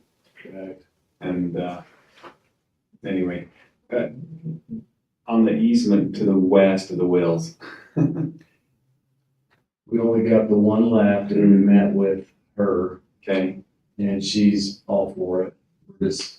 She's gonna give us a proposal and then we're gonna present it to you guys. So we kind of gave her a little time because it's all fresh to her. Mm-hmm. So we thought that we'll give her another council meeting. Think about it and what she wants. So positive. Very excited to have it there. So. Okay. Next. Sorry, right there, the top right pictures where Danny, the school is right there in the corner. So that's how that looks. Teddy's playground, very fresh and new. If you scroll down, the parking lot's done. So we got a parking lot out in the middle of nowhere. That's good news. I know, when you guys were talking about all these others, I'm like, Get something done. It's all gonna happen all at once and everyone's gonna be so happy. But Preston's working, him and I have been working together, and Duchesne County, I want to praise them. Danny cleared the parking lot, but Duchesne County came in with that road base, and they even love, it's pretty dang good out there for what it is, so. Preston's excited. Yes, we also turned in a mini grant application. Preston worked with us on that, Sunshine and I, and it's for 15,000, but for them, I think it'll go pretty far. For the mini golf. No, for a mini, it's called a mini grant, sorry. Outdoor rec grant, they call it a mini grant, so, but you can only go up to 15,000. For the frisbee golf. And this is the one project that does not have a council representative. Yeah. Keep that in mind. Yeah, volunteer. This is all, Cody. yeah, this is our Department of Rec, pretty much managing this, it's all their money and everything, right? Yeah, yeah. It's So we probably could still good. be involved, I mean, we approved it. I think it'd be a good idea to have a council. I agree. And Preston's been working with us real tight because of the money situation, so. Did Cody send it to you? Too late. And so It's already been spoken about. Try not to be on. One thought, just like I mentioned to you the other day, that maybe if there's enough space and we're doing the mountain biking, the frisbee golf, that maybe we could have a running trail in there too, that maybe when you're planning for frisbee golf, that we kind of make sure we're. And that'd probably be a pretty good distance with 160 acres. Is it 160? Proposed bike trail was 2.5. Okay. Good. Yeah, I did have that in my notes. No motorized vehicles, so. Yeah. You can take your pogo stick though if you want. This is the last one I stuck on there. I didn't want to overwhelm you with what's going on, but you do need to be updated on this project. This is the crossing State Street for pedestrian to link the nature park to get it to the, yeah. We were short money and you guys know that, so we had to go back to joint highway and ask for, I think it was another 700,000. And it was iffy there for a little bit. That's about all I can say on that one, but they were supportive of it. So they passed it. So we were able to receive that funding. So now we've got 1.6, almost 1.7 million. Clean that up, widen it, get rid of the blind hill. They were just concerned as the blind hill as anybody, and that's probably what pushed it through.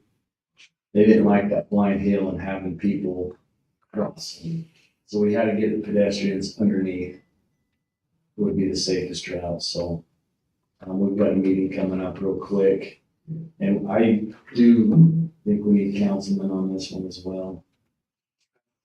We're just barely in the planning stages right now. I would say that one in the trails, the trails, would probably see the same. Yeah. I'd be happy to do that. So Audrey on the Are we comment. keeping the trail? I want to be on trails with too. nature park, or are we No, separating we it can out? separate those because nature park's almost done. So, should I do then Cody Allen and Audrey on, nature park and Cotton Creek trails? Separate out, we'll put them both on there, or how do we want to do that? Are they there currently? I just keep whoever's on the nature park and trail the same. Right now, there's a vacancy in trails, I saw. Express interest in being on. The trail subcommittee of. our- Just on the project that he showed, the, Yeah. I think Audrey one I needs to saw, be on the one Cotton missing on Creek was. But this is the pedestrian one. Is this the one you want? That'd be the same. there was Cody Allen's on the trails on the It's the slide same. he had. And I was interested as well, so. That's your decision. You know, let's just, so we're not, yeah, I mean, it's got and we can. We'll get you the list. Yeah, just give me a list of projects and we'll sort it all out. Any questions on the projects right now? I feel like I haven't updated you for a while, so There's only one that I think, that's what it looks like underneath that State Street. I'm not sure if any of you crawled under there. I'm not going under there. so we have the three projects that we're talking about adding, but there's one more I want to throw in the hopper. And it's that building over there. Oh, yes, that's on our list. Main Street? Well, You're talking the ambulance shed. yeah, Oh, the old city council building. okay. The museum. Yep. That's not what we called it this morning. What do we call it this morning? The new council chambers? The new old council I chambers? know, I apologize to Josh. He did not say anything, so. I'm just kidding, Josh. Okay, anything that you guys want to see additionally? I do wish I had the totals amount spent on these for you, but is there anything else that I'm missing that you guys want to know or see? Or you like? Do you have enough Doing money to good. do the under State Street now? Yes. What you got? Well, according to the engineers, yes. Okay. I hope so. And what's the timeline on that? We're hoping to have it done by fall. Awesome. Yeah, that's the goal. So is that gonna be in order to get rid of the blind hill? Are they gonna have to fill a whole bunch right there? Snow underneath. Well, Or they fill- well, if they're not, built, so if they carve out some, it takes in the driveways on the homes up above, and then they're dropping off, so they had to accommodate them. So they're building it out, and now if you go out there and drive there, when you come off the hill, the first Moon Lake gate on the left, that's where the hill will fizzle out. To kind of put it in perspective for you, so it goes out a little ways, but not too far. so even though we're going under the road, they're still raising it up. Yeah, So that's less. yeah, it's not gonna be completely, there's still gonna be a hill there. Is what made it complicated too, if you look right there, right through that graffiti, there's probably a 24-inch steel pipeline, water line that we're gonna have to figure out how to put the tunnel underneath it, so it's gonna get really tricky. Right there, so. So it's gonna be a tunnel. It's not gonna be just a big bridge that you can walk under. It's a tunnel. There'll be two tunnels, one for the water and one for the pedestrians. Okay. And then if it gets over, if the flood comes, a 100-year flood, and it can't handle it, it should be designed to go through the pedestrian Okay. section as well to handle the flows. Very cool. Yeah, you can tell Moon Lake helped build it. They're on the top right. I'm kidding, Cody. It's worked for how many years? Those poles are awesome. So. Okay, anything else? Okay, thank you. Thanks, Ryan, for showing over. Yeah. Yeah. Looking good. We're good. Everything I was gonna cover has been covered at one point or another. Okay, do we have any committee reports? No, just the ULCT conference coming up next month. If you haven't registered yet, too. Cool. I will say I met with the Interfaith Committee and the city cleanup's gonna be the 27th. And then they're doing a fundraiser for Brock's son on May Is that a? 27th of April. That is convention. No. Yeah.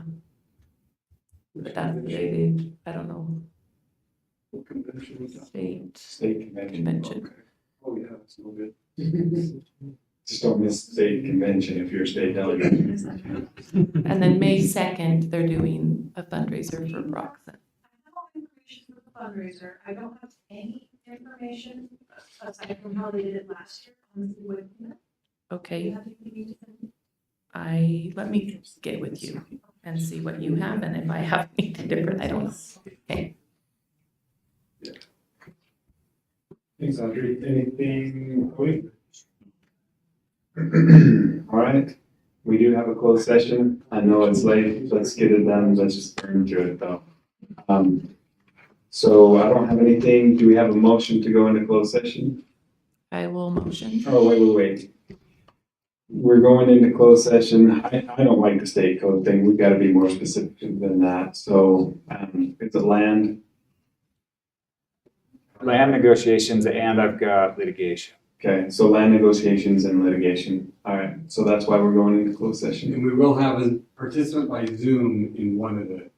Okay. So, technical reasons, can your motion please include that you will adjourn when the closed session is over? Because in order to make the Zoom work, I won't be able to. Go back on it. seamlessly, yeah, continue streaming the meeting. You can make a motion in closed session to go back into regular Right, I'm session. just saying that I won't get She that won't get that on the. recording, on the video recording, because I have to, the way I have to stop our recording for closed session. You don't need it on the video recording in a closed session, I don't think, but we can. So However you're you wanna asking that we just, The last couple minutes of the meeting, when you come out of closed session, usually I live stream that, and I just won't be able to. Oh, okay. I won't be able to do that, so if you want the public to hear your motion of going into, adjourning, after your closed Oh, session, that adjourning. motion needs to be made prior to your closed session. Okay, so we're not gonna adjourn, you're not gonna have it ready to adjourn?